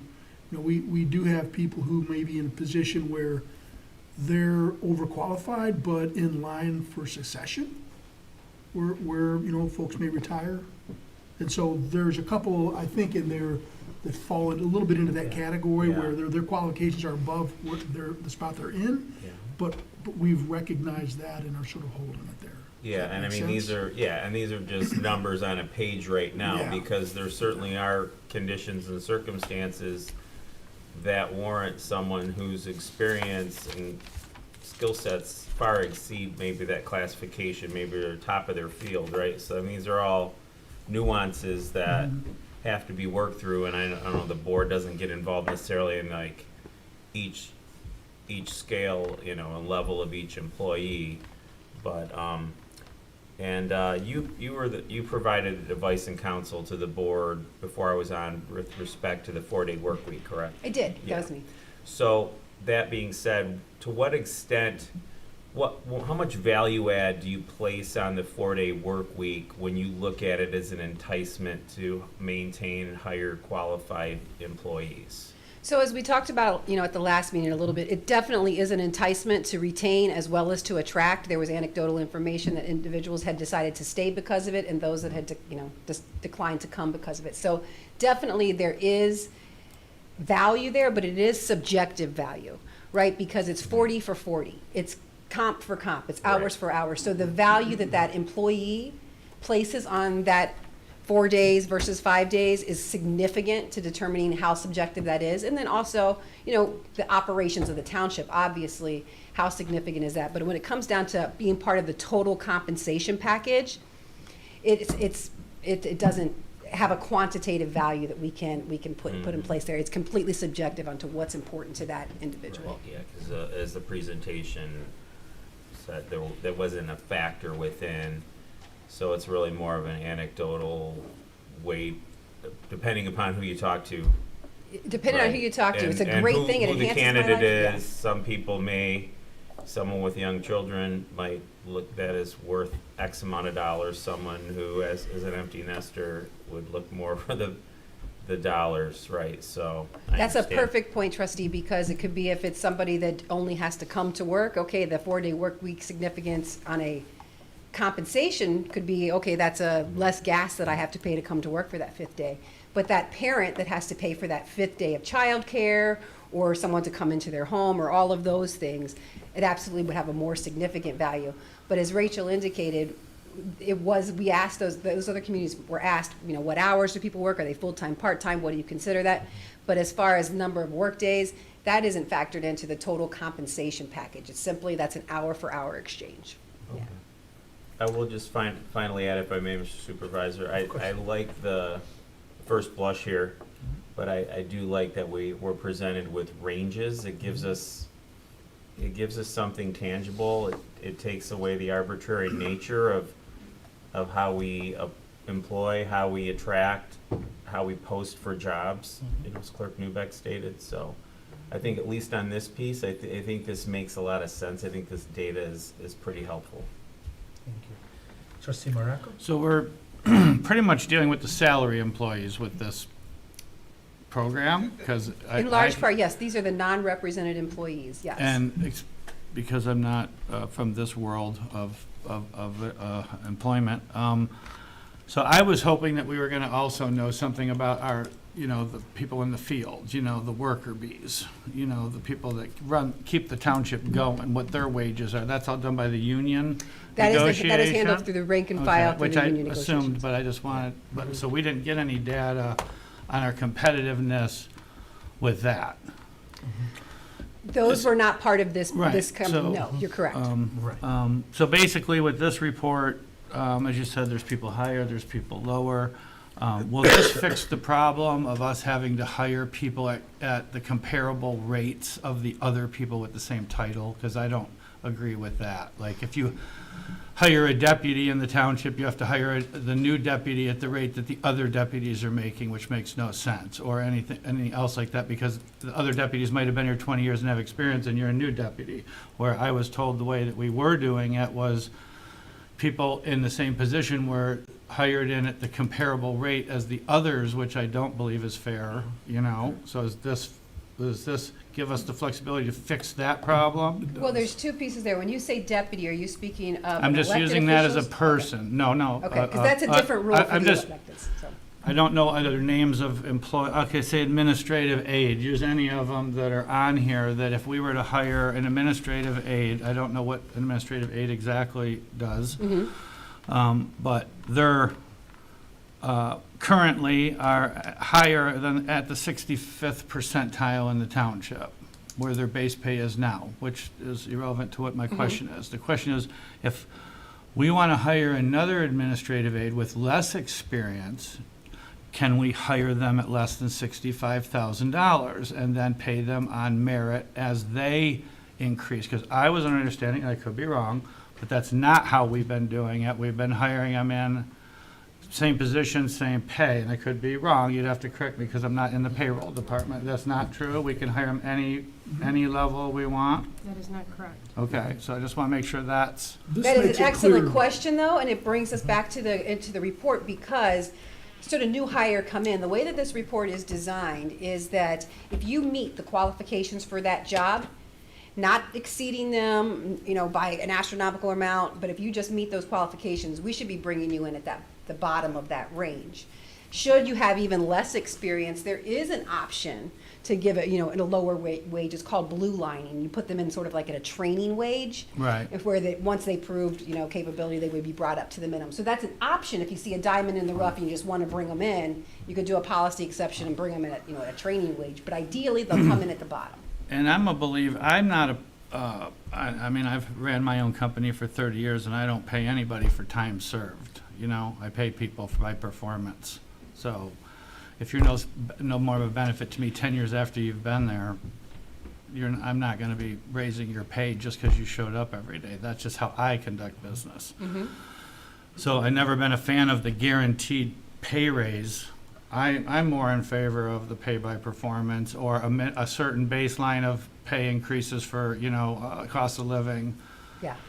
But I do like the incentive of bonuses and overperforming, because it eliminates complacentness and laziness, because if you're guaranteed to get a pay raise every year and there's no bonus involved, it definitely could affect the motivation and performance of a person who overachieves, who comes in early, who does things. So I don't know how this is steering us in that direction, Well, but that if point that's is the way important. it's going, I'm in favor of Okay. say a percent or two of guaranteed, say, cost of living, but then the discretion of the supervisor to make recommendations, and I don't know who approves the bonuses, but then, to be able to reward the overachievers above your baseline set increase, let's say, for lack of a better way of putting it, So Trustee Morocco, this is right along of what you're looking for. Part one of this is just approving the ranges, right? So this has nothing to do with I performed well or not well and I'm gonna get an incentive. This is simply, these are what the ranges that we're setting. And then we're building in, through a mechanism that every year these ranges will change at 3% so that it accounts for CPI. And of course, if there's a banner year and we need to increase it more, there's an opportunity to increase it more. But the idea is, this is just to talk about the ranges, not how I will move through them. This is just to set the ranges. And when does that discussion happen? Just a couple slides. Okay. Another MAFE or two down, or is No, it part of this? I believe it's on the same MAFE, right? So this is part one. This is to approve the ranges. The second part then, and this is where we talked a little bit about already, when you have people that are below or above the ranges, the actions that we can take to bring them in line. It's green lining when they're paid below. It's red lining when they're paid above, okay? So the next part of it is when we talk about how I'm going to get an increase. And the report provides us with 3 different options about how we could do that. The first one is called the defined increment plan. And this is more, I like to think of it as steps. They don't call it that in their report, but I just think it's an easy way to picture it. So you can see the steps. Sort of to your point, what you were talking about, Trustee, is, okay, yeah, we know that there's going to be an increase. So let's say by step every year, my pay, I can expect it to go up 3%. That's a flat defined increment plan. The next one is an open range plan. And so on this one, you can see the steps are a little more chaotic. They're not as even. That's when you don't really have a plan set up at the beginning, and you're going to make those decisions every year. And you're going to say, okay, if you do well on your performance, you're going to get, there's question marks in here. It could be 3% one year. It could be 8% one year. It could be, but with this open range merit plan, the township has the widest flexibility, but they have to do it annually, right? The incremental plan, we have a set structure that gives employees something to count on. They know what's going to happen. The idea that we had talked about recommending, though, would be a blended merit plan. So what that's going to do, it's going to combine those steps. So I know, all right, just based on sort of steps, cost of living, if you will, just we're using that term, I'm going to get some step. But to your point, talking about, okay, what about my really high performers versus my low performers versus the middle of the road? That would be having the blended plan. So we have our increment. On top of that, you have sort of a performance management system so that you set, if you score, say it's a 1 to 5 scale, if you score at the top of that, you get the highest percentage available. You might not get anything if you're, not meeting expectations. You just count on that 3. So that would be the third option, and that was what we were talking about recommending, so that we could plan for steadiness. We can count on something. We don't have to worry. And to our non-reps point, and what they've been aching for, is let us have a say and don't base every single raise that we get on what the union negotiates. So that was sort of the idea behind that, is we're going to build something in so something's coming, but we want to put in a program where there's an opportunity to show performance and get enhancements for that. Okay, what is the mechanism for that as far as authorizing additional pay based upon the township? Is it done by does each department head submit the review and we look at it in closed session? Does it only go to the supervisor, head of personnel? Like, how would that work to approve those recognitions or additional benefits to exemplary employees? So there's a budgeted amount that's available for increases, and then once the performance reports are done and we look at it and you see how much is there, using this mechanism, it would be divided amongst the employees, higher performers getting a higher percentage, but with that finite pool. That now, as it stands now, as long as it's within the budget, and we would continue this, as long as it's within the budget, the amount can be determined by what's within that budget based upon that performance. But what we're talking about with the merit part is setting up an actual performance evaluation, performance management plan, so that this is what the expectation is, this is what happens if you meet it, this is what happens if you exceed it, this is what happens if you don't meet it. Who approves it? So it would be set up by the Human Resources Department, and it would be, the department directors would have, control over cascading that and facilitating it. But it would be agreed upon by the director and that employee at the beginning of the year when they set what their needs are for that year. Okay, Does so that make I'm still sense? not, no, I'm And not then- clear exactly. And then the supervisor, the directors all report to the supervisor. The supervisor will be in charge of doing evaluations for those directors. Right, but I'm saying, what if a director wants to give an employee an 8% raise, one employee out of his department, because they have just knocked it out of the park for us? Who needs to authorize that 8%? Or can somebody say, well, maybe I think it's only worth 5, or all of a sudden everyone's giving 8%? What is the mechanism to manage the bonuses? Let's just, for lack of a better word. Okay, so this gets a little complicated to explain, I'll just tell you from the beginning. But you have the amount of money that you're going to be able to use towards merits, right? Opposite of that 3%. So we would pre-establish that amount in a It would be budget? within that department director's budget that, what Oh, they can okay. afford, right? Okay. You would set the performance management system. These are the goals, this is what the scores are going to equal. And then once they're all done, you'll put the scores together and you'll create this bell curve, right? So the idea is the majority of your employees should be solid performers, and you're gonna have a few outliers that are superstars and some outliers that aren't, right? But that's when it'll be a preset across the township that employees that are meeting expectations will receive 5%. Employees that exceed will receive 6%. So it won't be, the idea behind it is there are rules and checks and balances so that you can't just say, it eliminates some of that favoritism or that I'm just because kind of thing. And are we basing it right now, is 3% standard for the industry or standard for the market right now? Like that would be our baseline increase annually? Well, that would be what we were talking about for the increments, but in order to do this, right, you have to roll it out and set it up. So the whole merit piece of it probably wouldn't be in place until the next year when we've had a chance to lay out the whole performance management system, what the goals are, acclimate the employees to it. So it would be a transition into that blended merit, and it would initiate with that incremental plan. Mr. Just a little point here. I know Rick's probably sitting over there going, no one's gonna go over budget without Rick saying you Right. can't do it, right? Because, right, so unless it's been budgeted, if all of a sudden they try to give an 8% raise to every employee, Rick would go, you can't do it. No. It's not in the budget. You're gonna be over budget. It would have to come back to the board to raise budgets, and then the board has the opportunity to Right. say, why is it going up so much? Well, in the report, it had outlined that we could take a lump sum and just say, okay, we're gonna have a pool of 50 grand that we're going to disperse.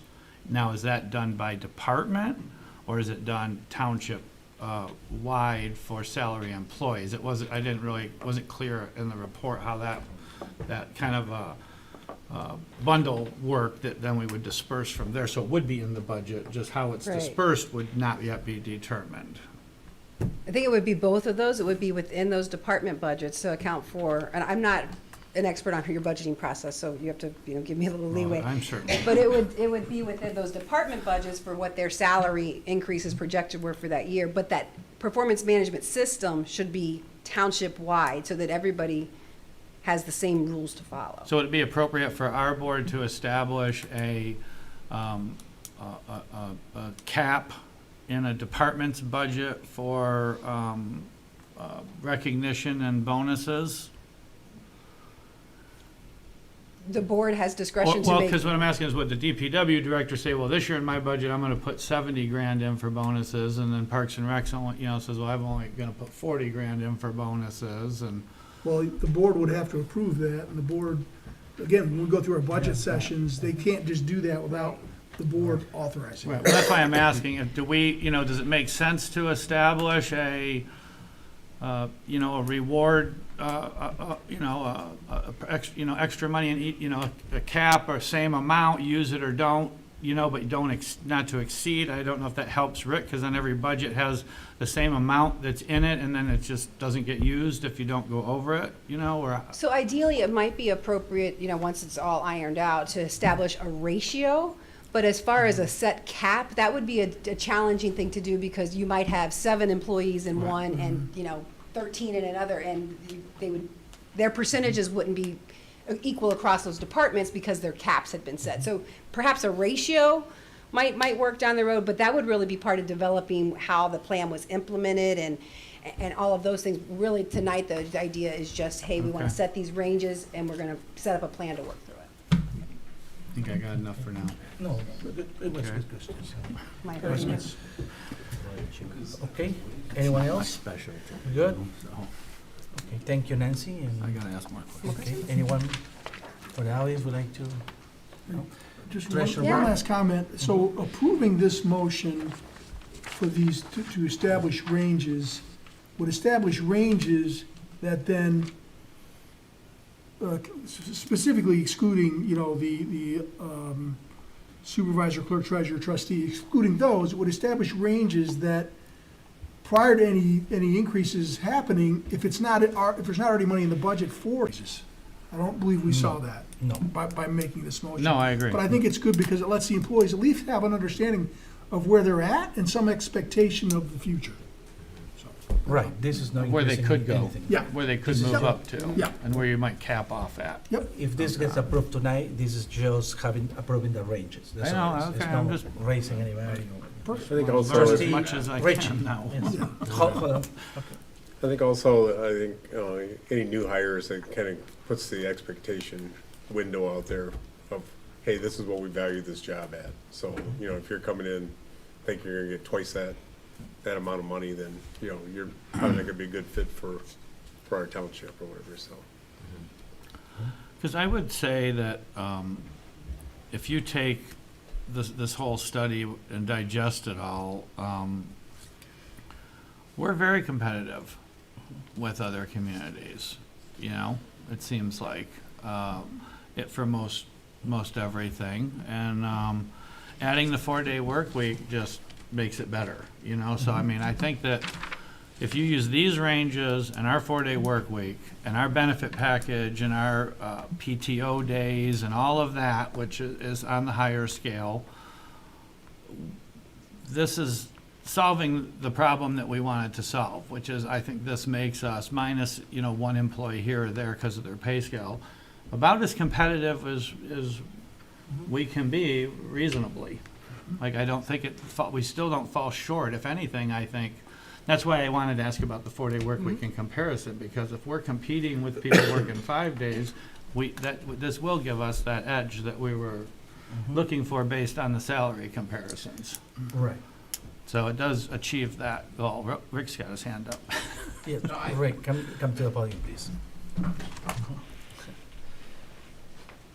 The schedule that was put up on the screen, is that the one that you're gonna be approving?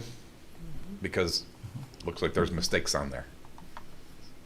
I'm just making sure, is that the right schedule? Because I looked at the IT manager and it goes up to like 106 and then it comes back down to like 88 or something like that for the 65th percentile. There's a couple of them like that in there. So I just don't know if that's the right schedule. I don't see it Because- going to 106. Well, can you put that schedule back up here? Because I can point them right up here. There's like 2 or 3 of them. Are you talking about what she had on the, what she had on the board? What's that?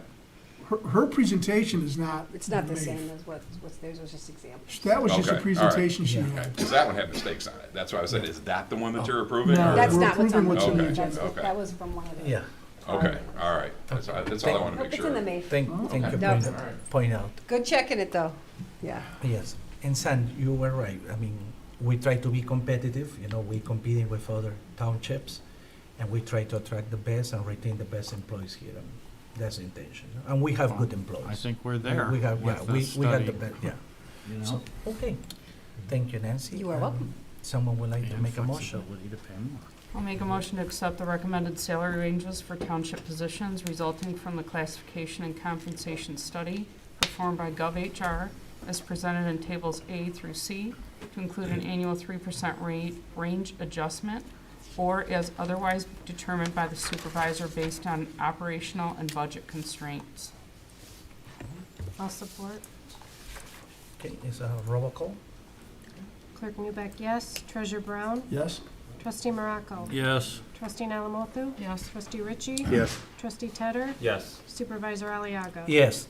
Motion carried unanimously. Okay. Moving on. request to adopt the resolution 2023, meeting compensation amounts for the Board of Trustees members. And this is for the Board of Trustees. I believe at this point, we don't need to have GovHR to speak up. This is basically a recommendation for increase for the trustees. You see, during many years working here in the board, I know that trustees have a important role on our board.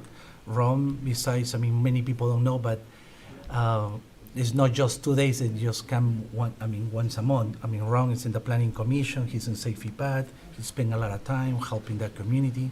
He never misses a meeting, far as I know, he's always there. Terry is very involved in many other committees as well, besides being 2 times a month. So it's, the last time I spoke with trustee Jim Tatter, Jim is wanna do an assessment, meeting with directors, spending a lot of times. And as well, trustee Morocco is very involved, helping in a lot of projects, events, and I believe that during what's going on with inflation and everything, I bring these recommendations for you guys to see if I believe that there should be some increase for the trustees. So if I open this for discussion, anyone would like to make a comment or anything? I'll Sure, make a comment. Clerk Newick? I just think from the results that we got from the survey showing, a per meeting low at $150 and a per meeting high for $695, with our current rate being $300, I think the increase to $400 is well warranted. Okay. Trustee Nalamato? I appreciate what you're trying to do. I personally don't think it's necessary. I never got into this for the money, so Okay. that's just my opinion. Sure. Trustee Ritchie? Just I guess piggyback off of what Terry said. Sure. First of all, I agree that it's time that the wages for the elected officials are reviewed and adjusted.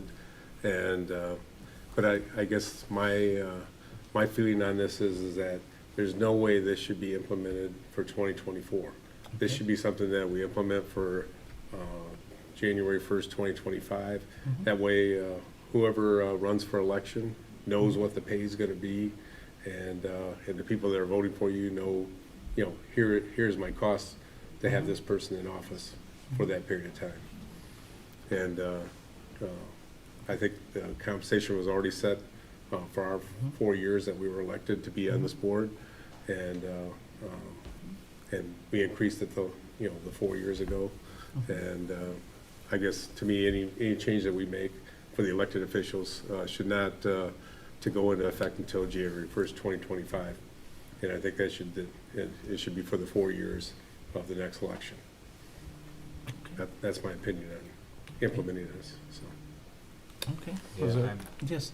Yeah, I share those sentiments. I do this as a labor of love, and there's no question. We've got our 2 official meetings a month, but a good trustee is heavily engaged in their subcommittees, and the various groups are meeting with residents, et cetera. So there's no question.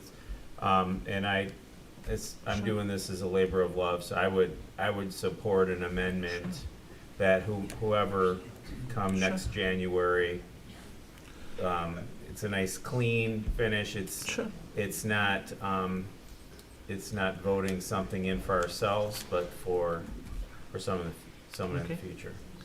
Sure.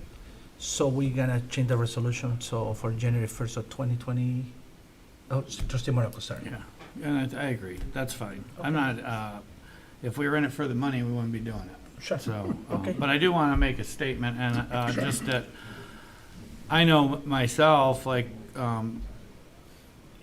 so the public knows, it's, I don't know that we're mandated, but I think we all sit on 3 or 4 boards, not just this board, Right. which is 2 days a month, but volunteer boards like the DDA, the CIA, the lake boards. I'm on the Mill Pond Board, the Open Space Committee. So there's, so with this amount, and whether it's 300 or 400, it's not relevant. And I like the idea of making it for the next people, so we're not giving ourselves the raise, because we're not full-time employees, and we don't need to be based on everyone else's.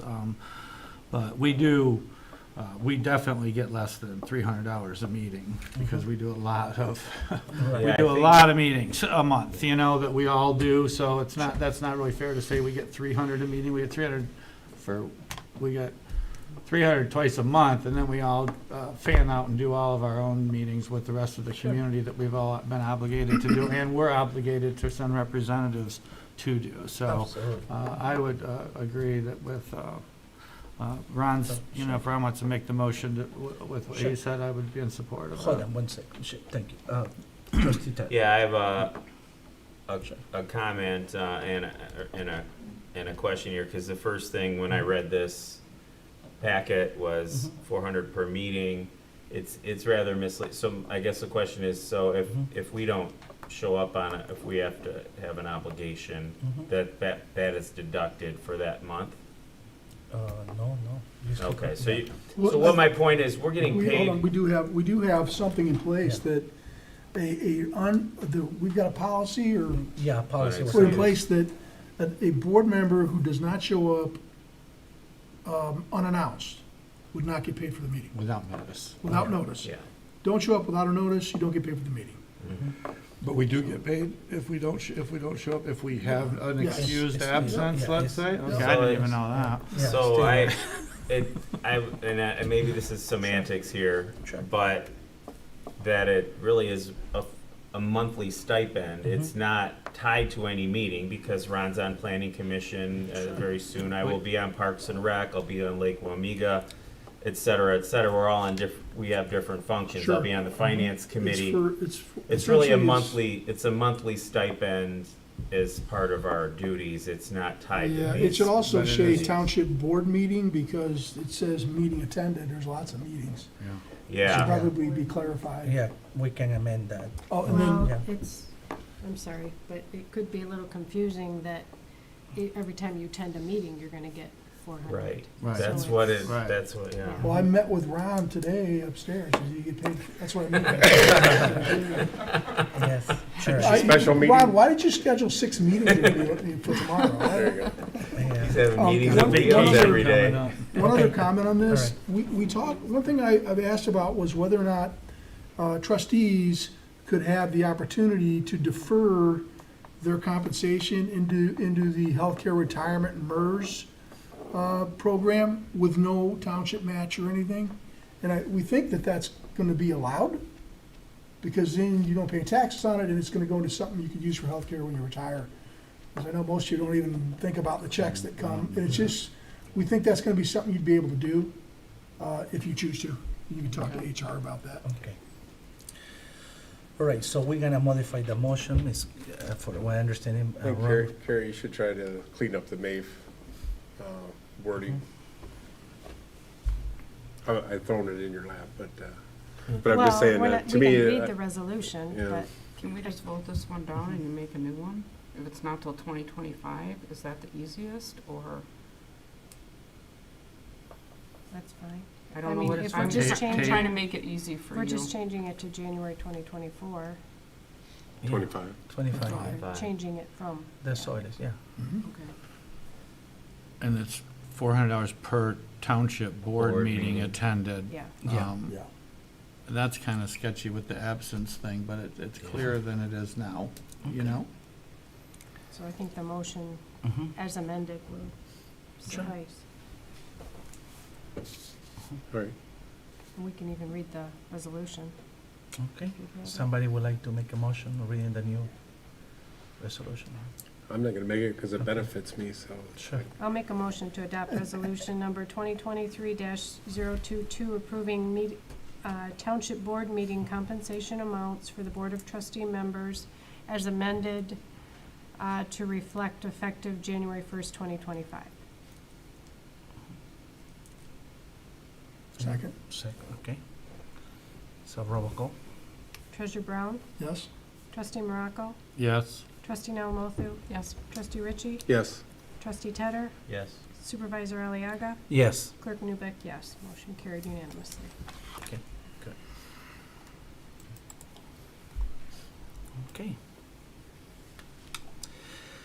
All right, next is for the township supervisor.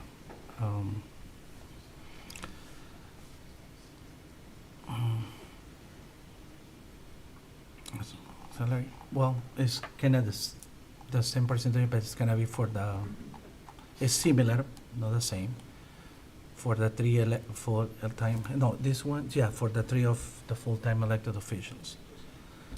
Okay, open for discussion, please. I'd like to make the same suggestion, that it starts, because you have to run again next year too, that it would begin in 2025. Okay.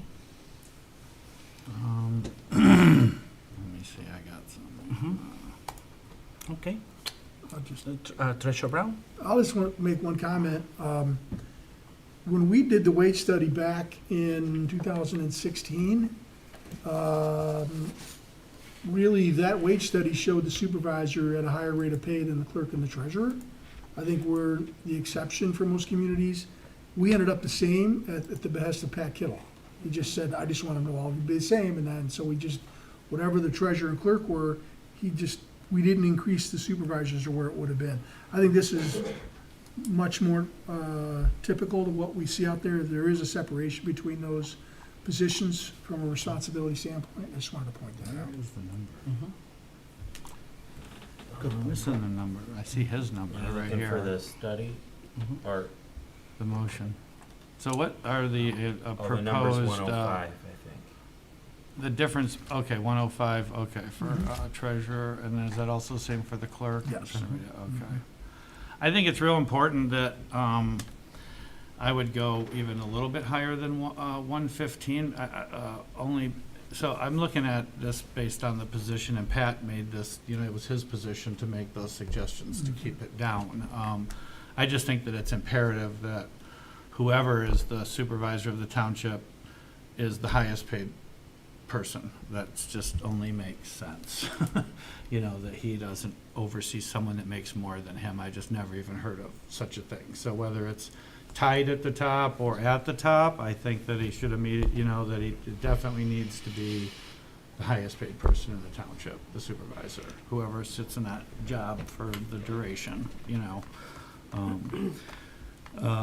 As far as the other, you other elected officials, full-time officials, you are directors like everyone else, but you are elected, so it puts a little more obligation on you than others. So I don't have a problem with, certainly not a problem with your increases, but I think that that the supervisor should be at the top, and then it should go down to the two full-time elected officials who have much more commitments outside of the 40-day work week.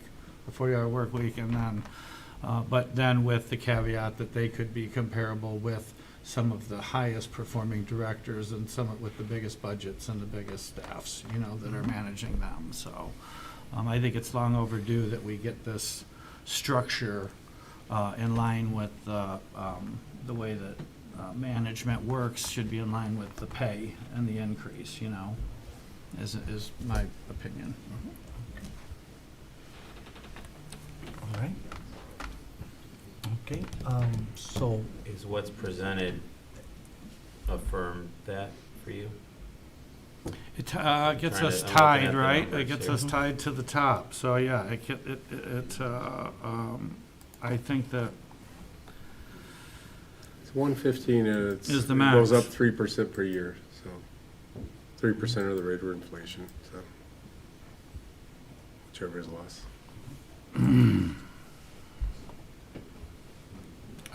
right, and I guess the way we're breaking this down, so if the supervisor's position is equal to the highest paid director's position, and I think it needs to be just, if they're all gonna get 3% raises, or that's what we're gonna base it on, it should be, I don't care if it's $500 more or $1,000 more, it should be just a hair.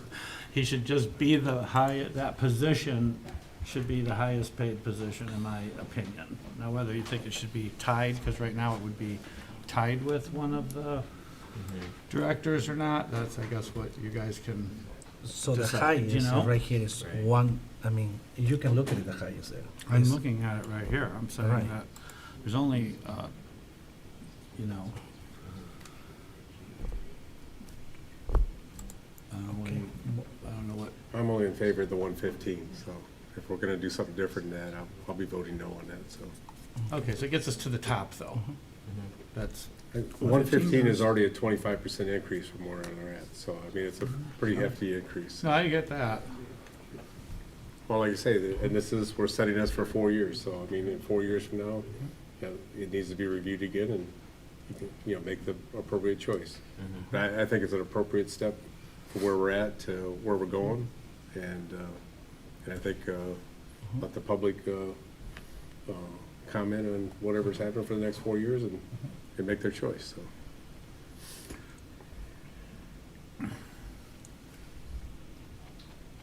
I have a comment. Sure, Clark, you The 115, though, I think was, if we're looking at not doing this until 2025, as we did the trustees, the 115 is what we're looking at currently. So the recommendation then would be to also increase those ranges as the other non-union folks, the additional 3%. So the 115 for 2025 would actually be what was considered for 2024, not 2025. Well, with a 3% increase, it's gonna be 118,450. Okay, well, that's what I'm saying. I know, So just, then I think that needs to be taken into account if that's how we're going to move forward.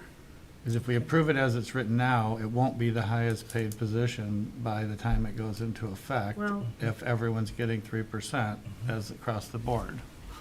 I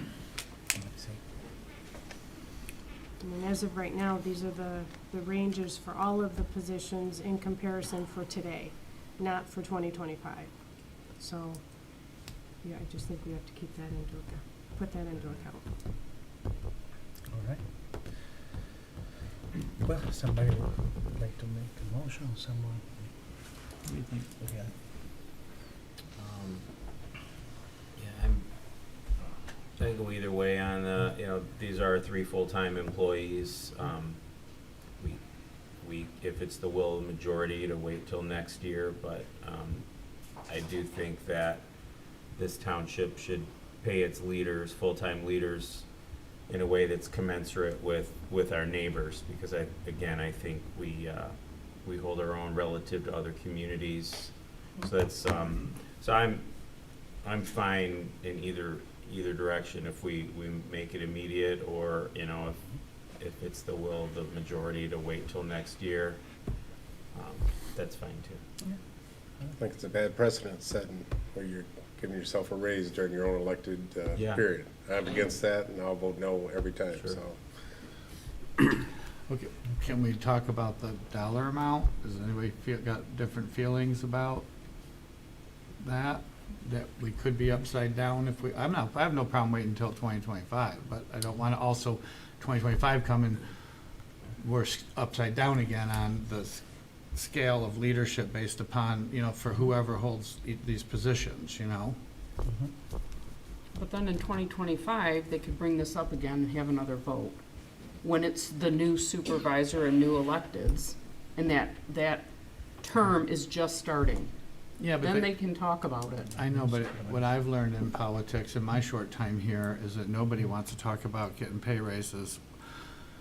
Now, they just got elected, so maybe no one would care, you know, but I know even now, talking about it with an election coming up, it's a touchy subject. So my only concern would be, certainly if all the, you know, would you feel comfortable being elected into a position and then at your first meeting adjusting your pay? I don't see that as a And very not viable knowing the job. option, you know, that would really happen. It'd be kind of bold, especially if we just gave them a huge increase, you know? Threshold round? So I guess the question is, if we're waiting till 2015, but these amounts, 25. excuse me, 2025, but these amounts are based on current market, do we just increase these by the 3% that would have happened if we approved it today, and then that's what starts in 2025?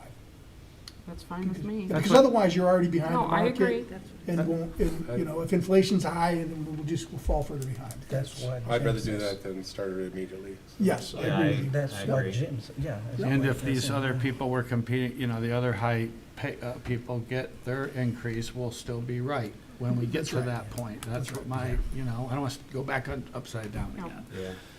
So I Yeah, think we're all and to Ron's close. point, and I mean, even believe it or not, Congress doesn't vote themselves a pay raise in their current, that's for the future Congress. So like here at the township level, we should certainly model that as well. So I'm full accord with that.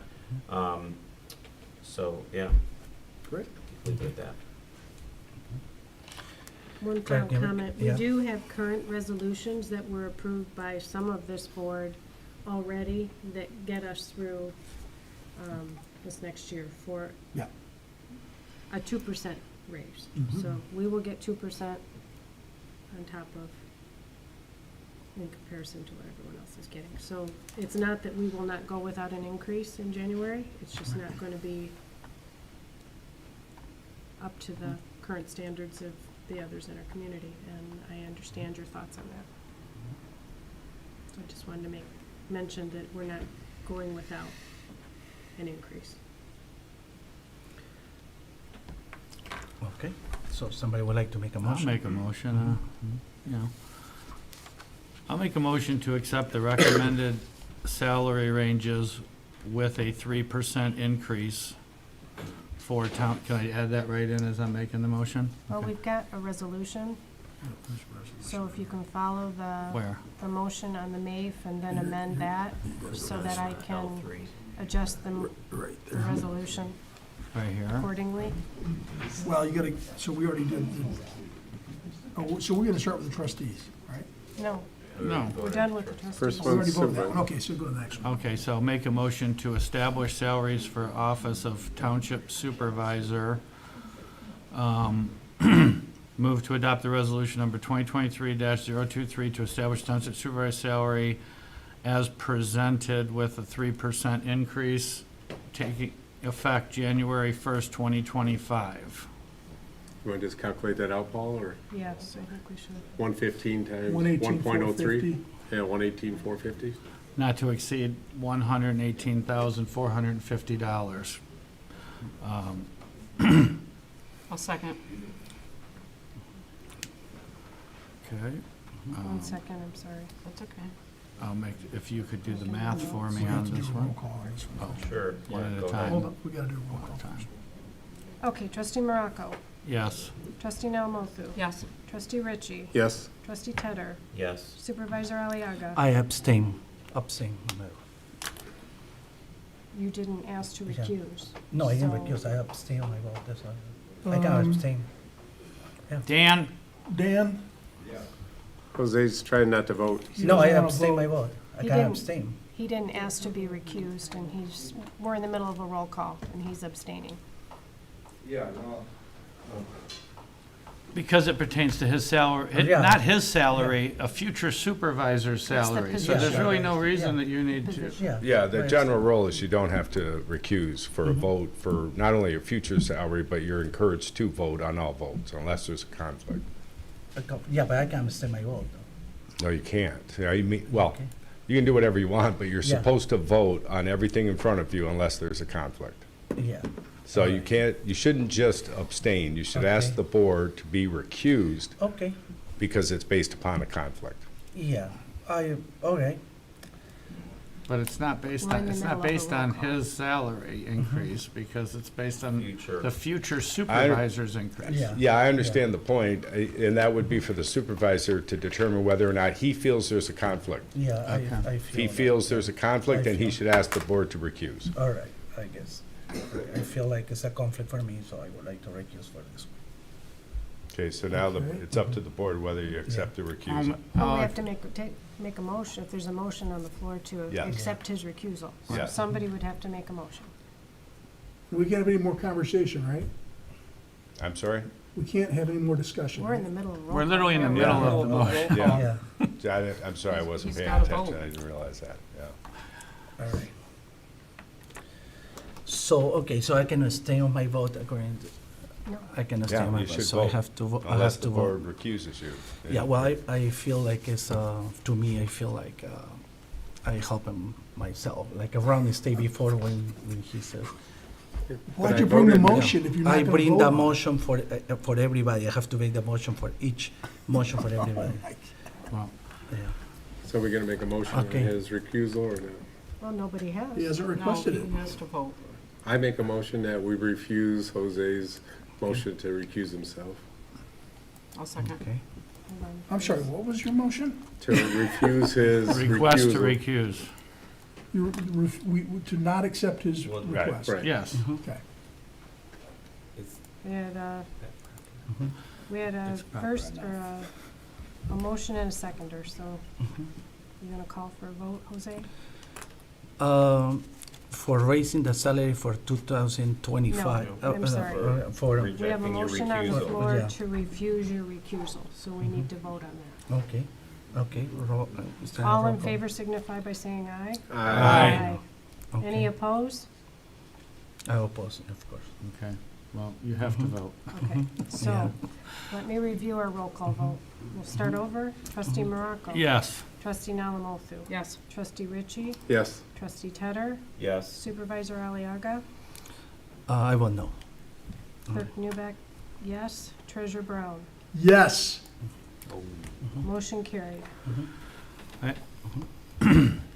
I will, you got the number for me? I will request the established salary for the office of Township Clerk, and move to adopt resolution number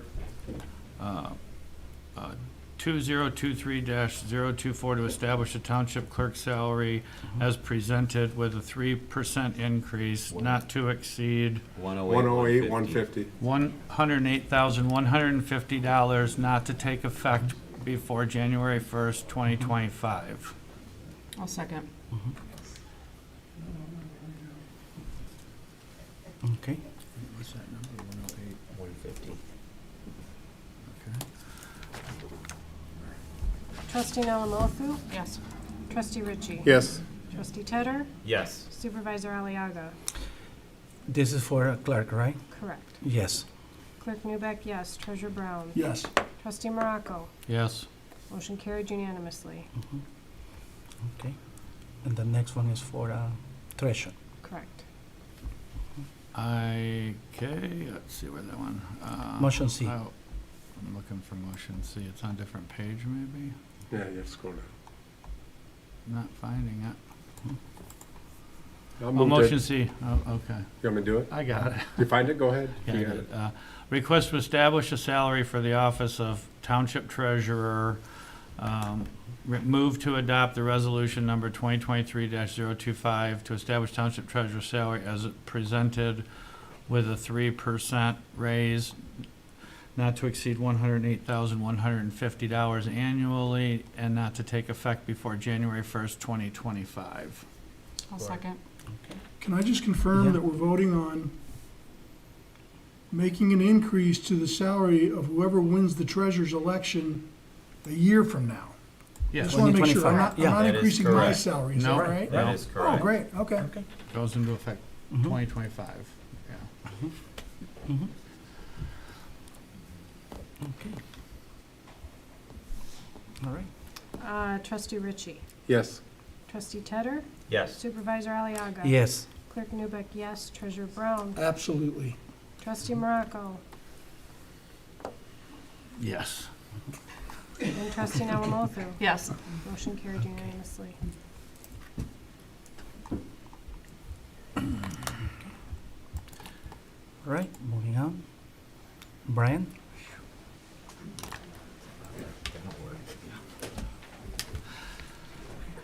Good evening, board members. The first item up this evening for myself is a second reading and adoption of rezoning of a property located east of Culver's, Taco Bell, and Arby's.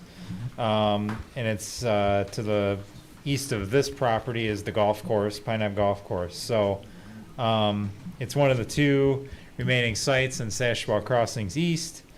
And it's within the corridor target plan, and it's compliance with the master plan. And we recommended approval, and the Planning Commission held their public hearing and recommended approval for the Township Board. And at the first reading, it was voted unanimously by the board to approve. So this is a second reading request. And it's a rezoning from C1 local commercial to OS2 office service 2. Okay. Any question for board members?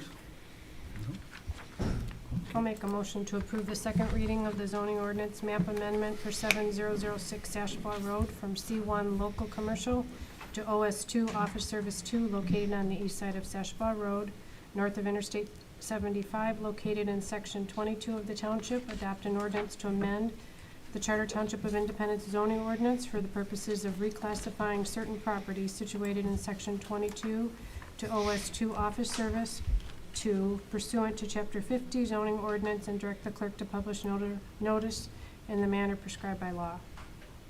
Support. Okay. It's a roll call. Yes, it is. Trustee Tedder. Yes. Supervisor Aliaga. Yes. Clerk Newbeck, yes. Treasurer Brown. Yes. Trustee Morocco. Yes. Trustee Nalamothu. That was fast, sorry. Do you want to vote? She's got to come up to the mic. Second reading. Yeah, I got it. On the mic. Can't yell it out from you. You talk too fast, Brian. Sorry. Yes. And Trustee Ritchie. Yes. Motion carried unanimously. He was just a really compelling presenter, so we're like, let's get this done. Yes. Move along. Okay. All right. Next, Brian? Okay, so the second item this evening is regarding proposed changes to the keeping of farm animals and regulation of chickens. This isn't a second reading tonight. At the first reading, there was some discussion amongst the board members that we should look into a form of regulating larger properties, how we should handle that. And what we've done is propose it more on a scale system. So if you have less than 3 acres, you can have 4 chickens. And then anything 3 acres or larger, you can have 6. And if you're a farm operation, then you just have to follow GAMP standards. Mr. Carlisle's here to answer any questions in relation to how we did it. Thank you. Any questions? Mhm. Okay. Dick, can you just, on the MAFE, it just says the permitted on 10 acres or greater, we're going to follow the Michigan Right to Farm Act? Yeah. So I guess my question is, do you have to file to be that, or is everything 10 acres or more qualify under the Michigan Farm Act? You have to be a farm. You have to have a farming operation. And if in accordance with that, you have to follow GAMPs. There's nothing that you file necessarily. It's just simply that, you are subject to GAMPs, and if there's a complaint lodged against you, you're in violation of GAMPs, then it's an enforceable item. And how many chickens can they have? Whatever the GAMPs, whatever it's. Well, one of the concerns I had was, right now, I think you can have 3 chickens on 3 acres or 4 chickens on 3 acres, and then you can have 1 chicken for every acre above, currently under the ordinance. So without being a farm, someone with 10 or 20 acres could have more than 6 chickens right now, according to our ordinances. So this is restricting the large acre parcels down to 6 chickens unless they qualify to be a farming operation. So although it gave us 2 more chickens over 3 acres, it didn't completely solve the farming thing without them becoming a farm. That's why I wanted to get to, like, how does that, how did that play into it? Because it wasn't clear, that's all. Okay. I'm not sure, Mr. Morocco, I understand your question. Well, because I have some people that have over 10 acres or 10 acres, and they have chickens. Okay. I mean, we haven't heard from any of these people. No, I know, I'm just Yeah. making it. Yeah. But from the last meeting that we talked about this at, Yeah. the concern was, in order to allow people on 1 acre to have chickens, we're now Right. restricting the amount of chickens people who actually live on property where chickens are more characteristically at. So we were trying to find that balance. And we've corrected it to 2 more chickens over 3 acres, which could be up to 20 acres if you're not qualified as a farm. So that's why I was trying to find out, what does it take to be a farming operation? So somebody with 20 acres could have 10 chickens or 8 chickens, or, you know, without, and how rigorous is that process to become a farm? You have to meet the definition of farm under the, under the Right to Farm Act. That's the sole criteria, and then if you are a farm, if you're classified as a farm under the Right to Farm Act, you can have you can be raising chickens as long as you follow the generally accepted management practices. So if we didn't adopt the farm rule and we just stuck with the large acres get more chickens per acre allowed, is that a problem? Is that a problem for us? Because then it doesn't restrict the large acre. I still feel like we're taking away the rights of big property owners because we're trying to give rights to small property owners. I'm trying to find that balance, that we're not doing that. Well, the board, will follow whatever direction. I mean, this was the direction that we thought that you were looking for. When we came back with this revision, we'll further revise it if that's the case. I think what your intent was is what we were asking for, which is to find a way to have more chickens on more acres. So I'm just asking, is the way it was before a better way than implementing the farm rule? The way the ordinance is currently written, with the amount of acres, and then more acres means more chickens, is that, would that work just as well with less restrictions and not having to imply the farming certification? Let me just say this. One of the reasons, or one of the bases for which we, one of the things we based this upon was from the recommendations from the Michigan Department of Agriculture, which essentially, or the Cooperative Extension Service, one of the two, that essentially said, for a non-farm operation, they recommend no more than 6 chickens. Now, No matter how many acres. no matter how many acres. Now, what's the science behind that? I mean, the literature, we provided you with some background material on that. I don't know. That's not my area of expertise, but that's what we base that recommendation on. If you want to go to even more graduated scale, we'll certainly look at that and make a recommendation to you. That's up to the board. Right. But, I mean, part of this, just to be very honest, we've tried to make this simple and make this a simple regulation that can be enforced by the building, by Brian's office, and is not punitive to the average person that wants to raise chickens. But if you want to make it, you want to add more chickens, we'll certainly.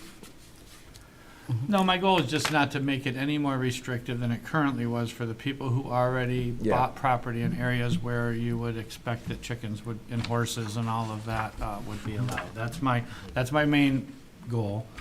Secondly, it references on page 6, if you have an issue with the township enforcing violations on your property, that goes to the Board of Appeals. Is that the Building Board of Appeals? No, it would be the Zoning Board of Okay, Appeals. because it doesn't say the word zoning anywhere in the document, just keeps referring to the Board of Appeals, and I wasn't sure which one of the boards. We have more than one Board of Appeals? Well, we have the Construction Board of Appeals, and then we have. It wouldn't go to the Construction Board of Appeals. It would go to But the I think you're in Board the of zoning Appeals. ordinance, that's why. Okay, it's so not my referring concern to with zoning. that is, so what you're, and I just want clarification, so if a neighbor complains, Brian or Jeff cites them, and then they want to appeal whether or not their coop is in compliance or whatever other, whatever the violation is, they get to go to the Zoning Board of Appeals for relief of the violation? Yeah, so they can, Go ahead. basically what's gonna happen is they'll go to the zoning board of appeals. If the board of appeals grants them the deviation or, the variance, then it's granted. If not, then enforcement takes over if they don't, appeal to circuit court. So, then we take over as enforcement and we issue we take them to court. So, or they move it. Right, but so the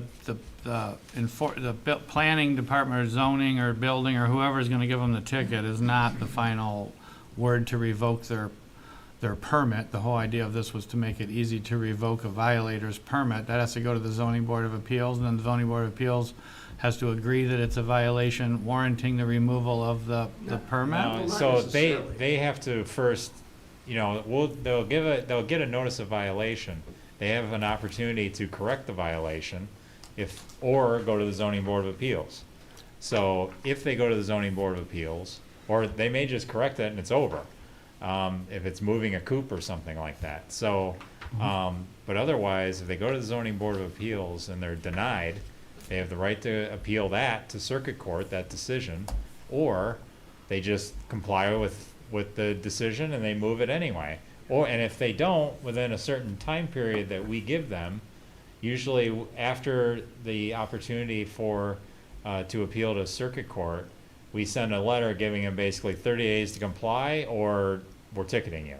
Okay. So that's how the process works. And that would be on any violation of any current ordinance? Sure. Okay, Yeah, it's so, basically the same. third question, and I only have the three, so, when this all started, Tom Dr. Pytel, who is a veterinarian, brought in concerns about disease and whatnot, and that if something was to happen, that the flock would need to be, euthanized and all of this. So the question I guess I have is that covered in,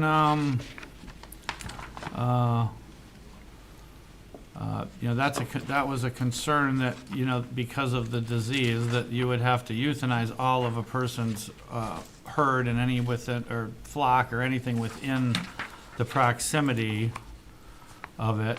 And I just want to make sure that, I think that was at the very bottom of page 6. It was, let's see. Is that page 6? No, it's page 4. I just want to see this real quick, give me 1 second. And I just want to make sure we're covered on that if there was any issue like that, what's the process for health reasons in that situation? Because it would be the only thing I could ever think of, that we would be euthanizing somebody's pets or whatever due to an outbreak. It makes reference to current Michigan Department of Agriculture generally accepted management practices for the care and farm animals as it relates to proper feeding, water, and caring and cleaning for laying chickens, except as otherwise provided in this article.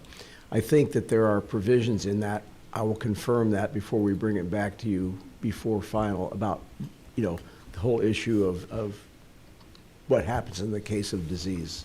Right, because he seemed to think that was pretty important, that exponentially Yeah, you had a way of I don't acting. remember that coming from, I know he was more concerned about certain species that were noisy, but, It was one of the initial meetings. Go Okay. ahead, Paul.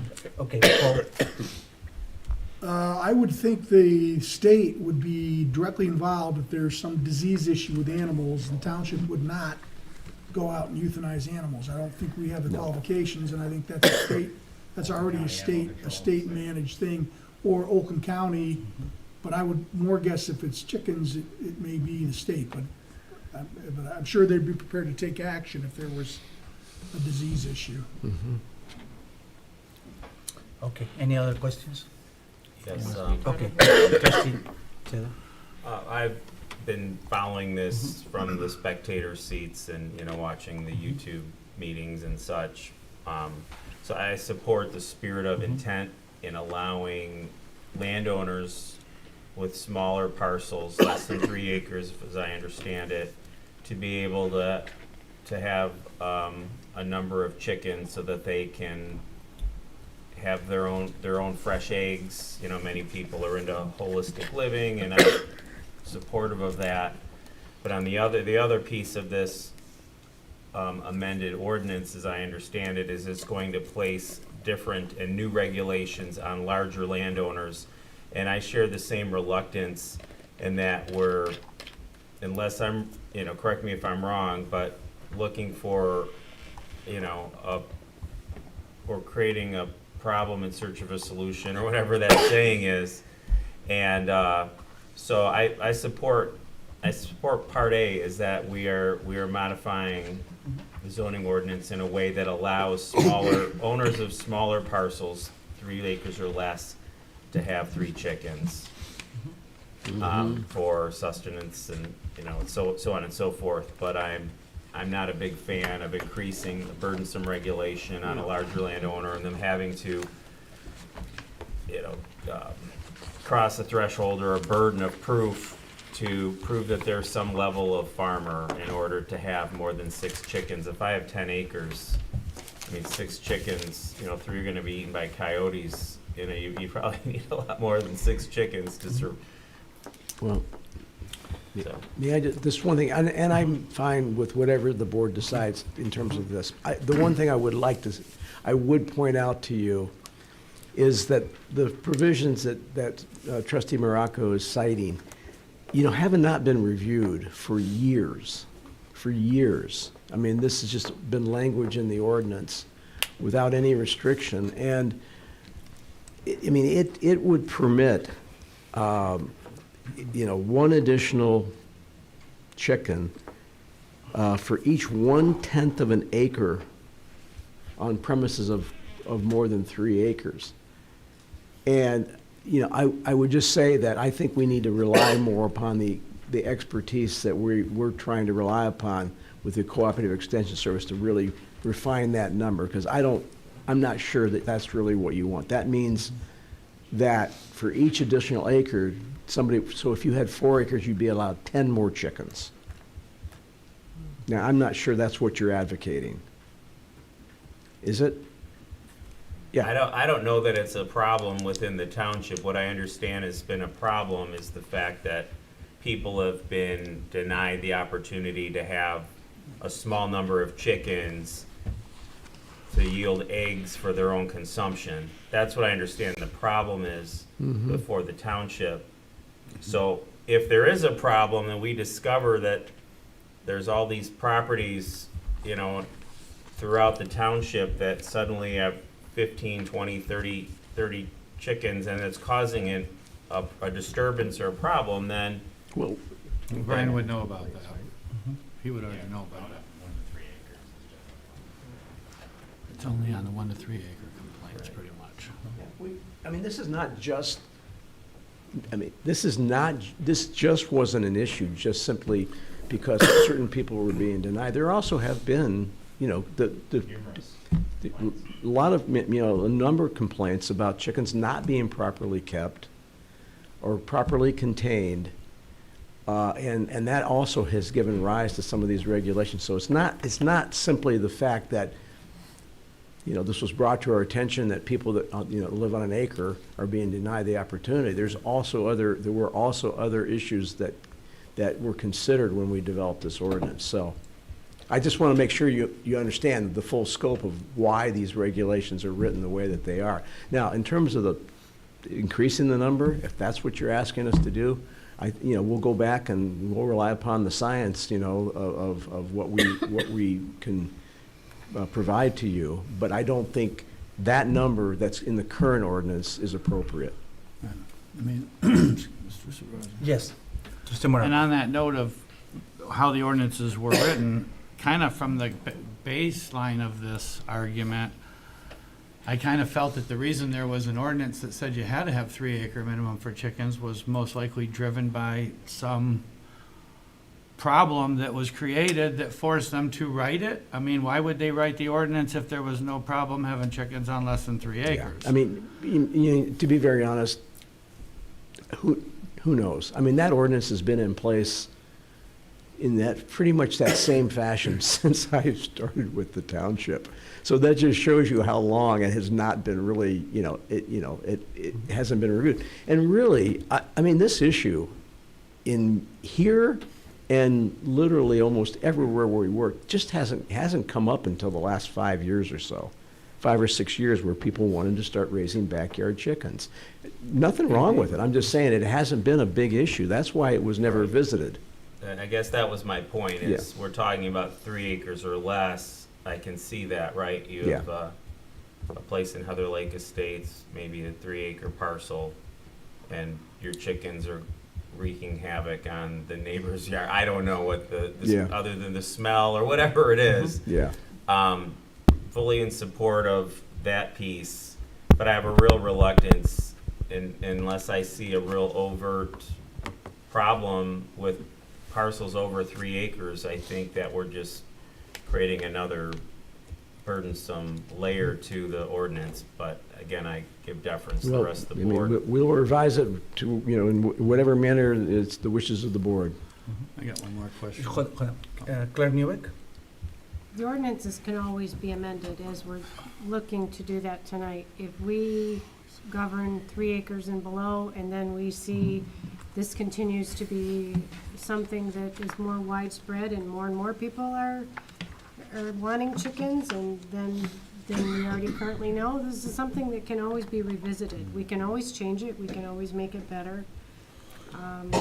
It's been brought to our attention under a situation that's under currently 3 acres, and that's what's brought it to our attention. I'm sure there's other communities that have been doing this. I mean, I know it's a newer wave in the last 5 to 6 years, but there's probably other communities that have been enforcing, and I don't know if you're aware of that, or if we have any surrounding communities Oh, no, that have we issues provided the over. planning commission with a complete study citing examples of where communities and, similar communities and many other communities that we work for, we've helped them develop these ordinances. But is there really issues over 10 acres, over 5 acres? I mean, are they hearing? I can't answer that. I mean, I don't know, But All this, I can pretty much answer that.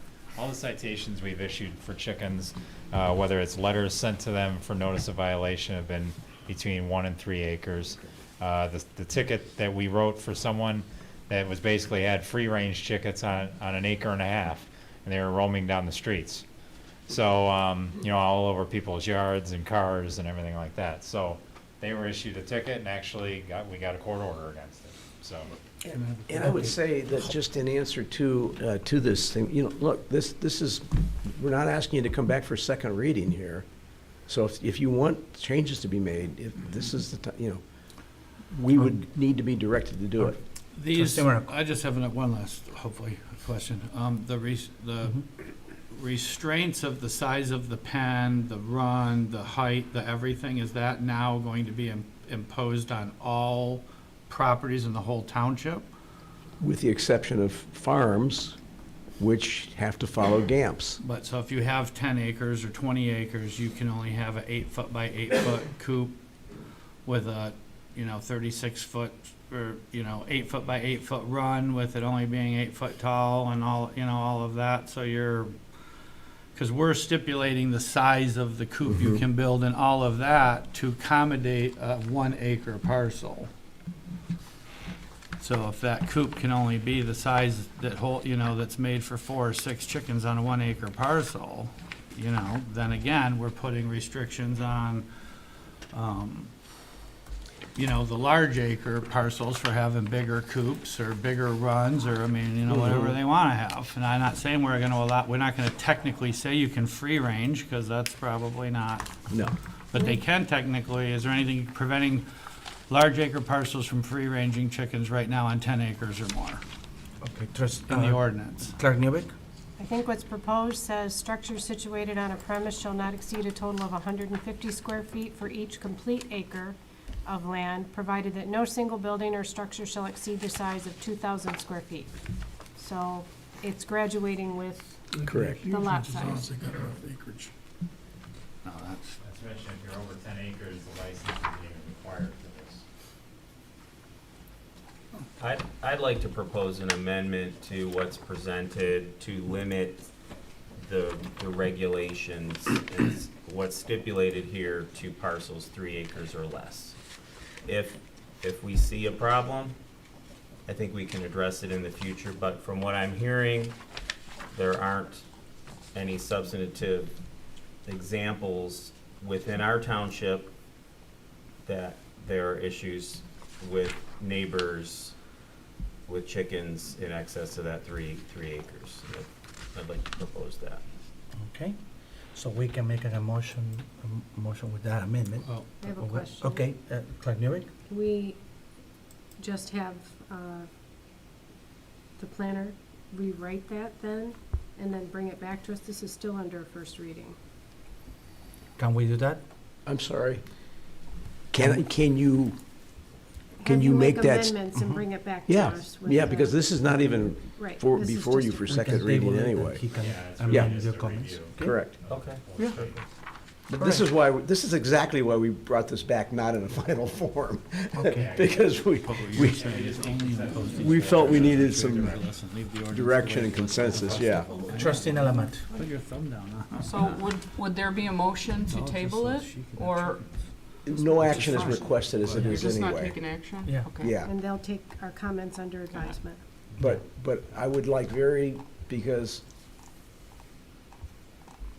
specific direction from the board in terms of how you'd like this changed, so that when we do come back, it will be it'll be ready for second reading. Yeah, I guess I'll just restate what I'm thinking here. First and foremost, I think the origin of all of this was ultimately creating harmony between neighbors, allowing someone to have 3 chickens is what the number's been determined. I'm not disputing that or arguing with that. Up to 4 on 3 acres or less. So I think that's great. I think that it appeases both sides of that issue. And then I think we leave it at that. That anything above that is impacted by the ordinance, that we strike that, and if necessitated, we can revisit the issue in the future. But right now, I'd like to be able to give some larger landowners within the township discretion to be good neighbors and to be responsible chicken owners or whatever you want to, even if they're not farmers. And that's my position as an individual on the board. Good, okay. Thank you, And trustee. obviously, Okay. Is that That's. is that a motion? Is that the consensus of the board? I mean, I just want to make sure. I- I'm well, in I- agreement. yeah. The 3 Okay. acres or less Yeah. is the Is issue. everybody in Yeah. agreement Yeah. with that? Okay. Well, you're gonna come back and bring us a first reading again. Want some clarification? Nope, I think Can we just say we're in agreement, or should we make a motion? that's No, we can say we're in That's agreement. what I'm- To leave it as it is, Yeah. All right, We're so- just Yeah. giving them direction. No material change to the rest of the Okay. ordinance, All right, just so- the 3 acre or less Got it. piece. Thank you. Thank you. Okay, Thank you. Alrighty. thank you, all right. All right, thank you. Okay, 6 was removed, so we're gonna be on item 7. Rick? Jagger of buyer operation analyst? Okay, good evening again. This is budget amendment number 38. It's involving insurance claims amendment. So historically, the claims expense budget is used for posting the difference between the MMRMA insurance claim losses paid and the reinsurance amount collected, which is money that we recover from other insurance carriers. These differences are usually minimal and are for damages to property. This year, though, we have had 2 claims that resulted in litigation. These claims have higher costs and little to no reinsurance, therefore increasing our claims expenses substantially. One of the cases is now settled, but the other is still in litigation, and we anticipate additional expenses posted in the 4th quarter and into the new year. So the issue here is that we budget $10,000 for this, because normally these things are small. It is now up to $126,000, so we're $116,000 over budget as of right now. I have been told that there could be anywhere from another $30,000 to $50,000 coming in before the 4th quarter ends, and we won't know that until we get past this year, which is not a good thing. This is one of those wonderful things that scares me when it comes to budgeting. So I was told another 30 to 50, and I actually went up another 10 beyond that to 175. I'm still not even very comfortable with that number, because this one line item, if it goes over budget, not that it's a life or death thing or anything like that, but we will get written up by the auditors, because we'll have a department that's over budget. So I'm proposing the 175, but if anybody knows or has more information about this and the number needs to be higher, now would be the time to say something. I don't foresee that there would be any closure on the outstanding litigation in the next 2 weeks, Okay, period. okay. I would be very surprised. So Okay. this is gonna roll over until next year. Okay. Okay, but is the 175 a good number? We're already at 116,000 over. This is gonna give us another $60,000 to get us through the rest of the year. That's the big question, is that enough? And that I don't know. And nobody has a crystal ball, so I don't know if this is a good number or not. Are we gonna be in? We got one more meeting to make another adjustment if you need to. We won't Well- know. We won't Oh, you know won't before know. that meeting, though. Right. That's the problem. Oh, I mean, yes, I thought about that too, and I mentioned it to our finance director, and she said, we won't know that in 2 weeks. We just won't know. So the question is, we can run with my 75, take a chance. We could take it up to maybe 200. I don't think that's necessary. You don't think that's necessary? Okay. The last invoice that came in, if I remember right, was more like 15,000. So it's just gonna depend on, and that's the legal bills part of it, so. Mhm. Mhm. No, I don't think 200. I think we're safe with that. Okay. That's me looking at my crystal ball.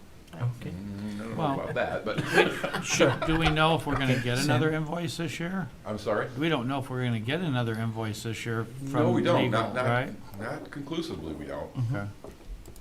So that's what I was just saying, even if we went to 200, just, it doesn't get spent, it doesn't get spent, but it just safeguards it a little bit more. But if we're not gonna get anywhere close to the 200, then the 175 is probably gonna be sufficient.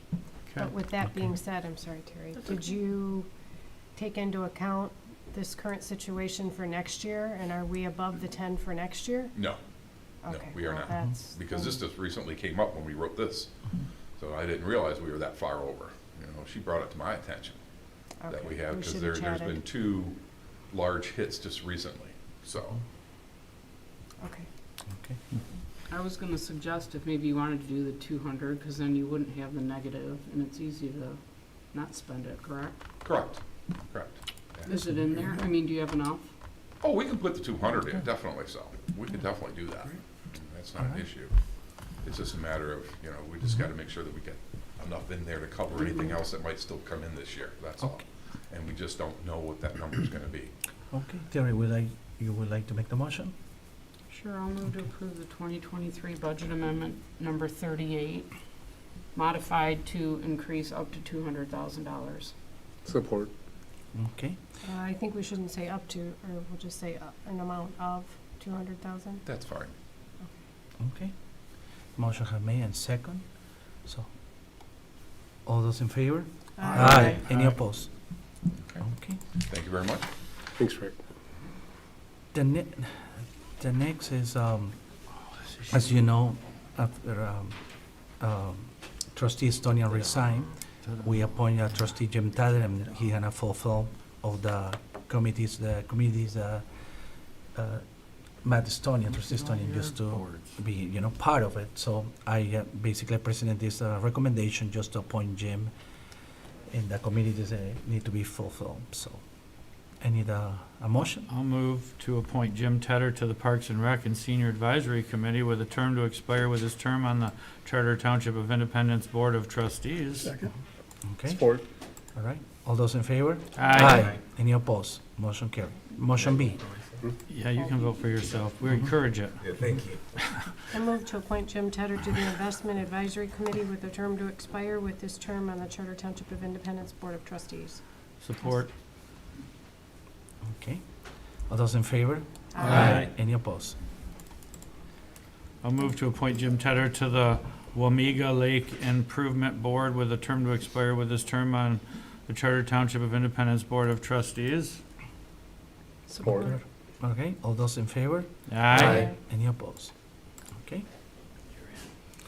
Now, we're moving to closed session. No, we're not. I'll make a motion to enter into closed session. Can I say something quickly before you do that?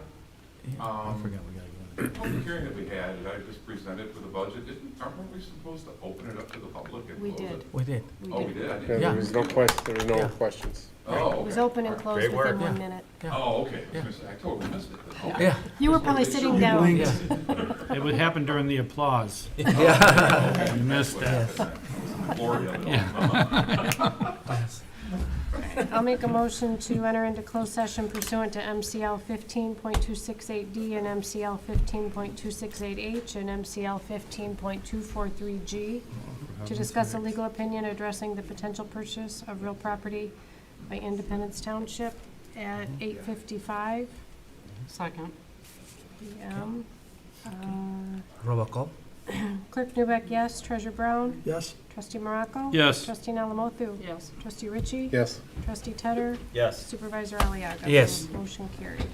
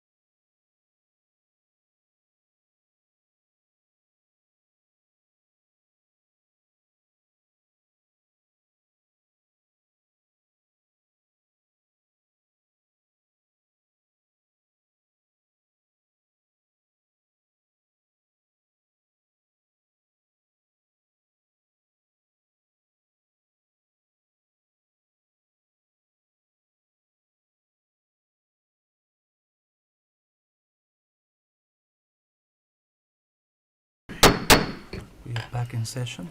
I'll make a motion to return from closed session and to resume the regular meeting at 9:20. Second. Support. Okay, all those in favor? Aye. Any opposed? Okay, we are back in session. Okay, we're not making any decisions or nothing, so I'm moving to communication future agenda. Number 1, report of fiscal 2023, actual to budget comments for period ending on October 31st, 2023. Member comments, any comment for board members? Terry? No? Anyone? We're good? All right, Move to adjourn. okay. All those in favor? Support. Okay, all those in favor? Aye. Any opposed? Thank you. I give Sue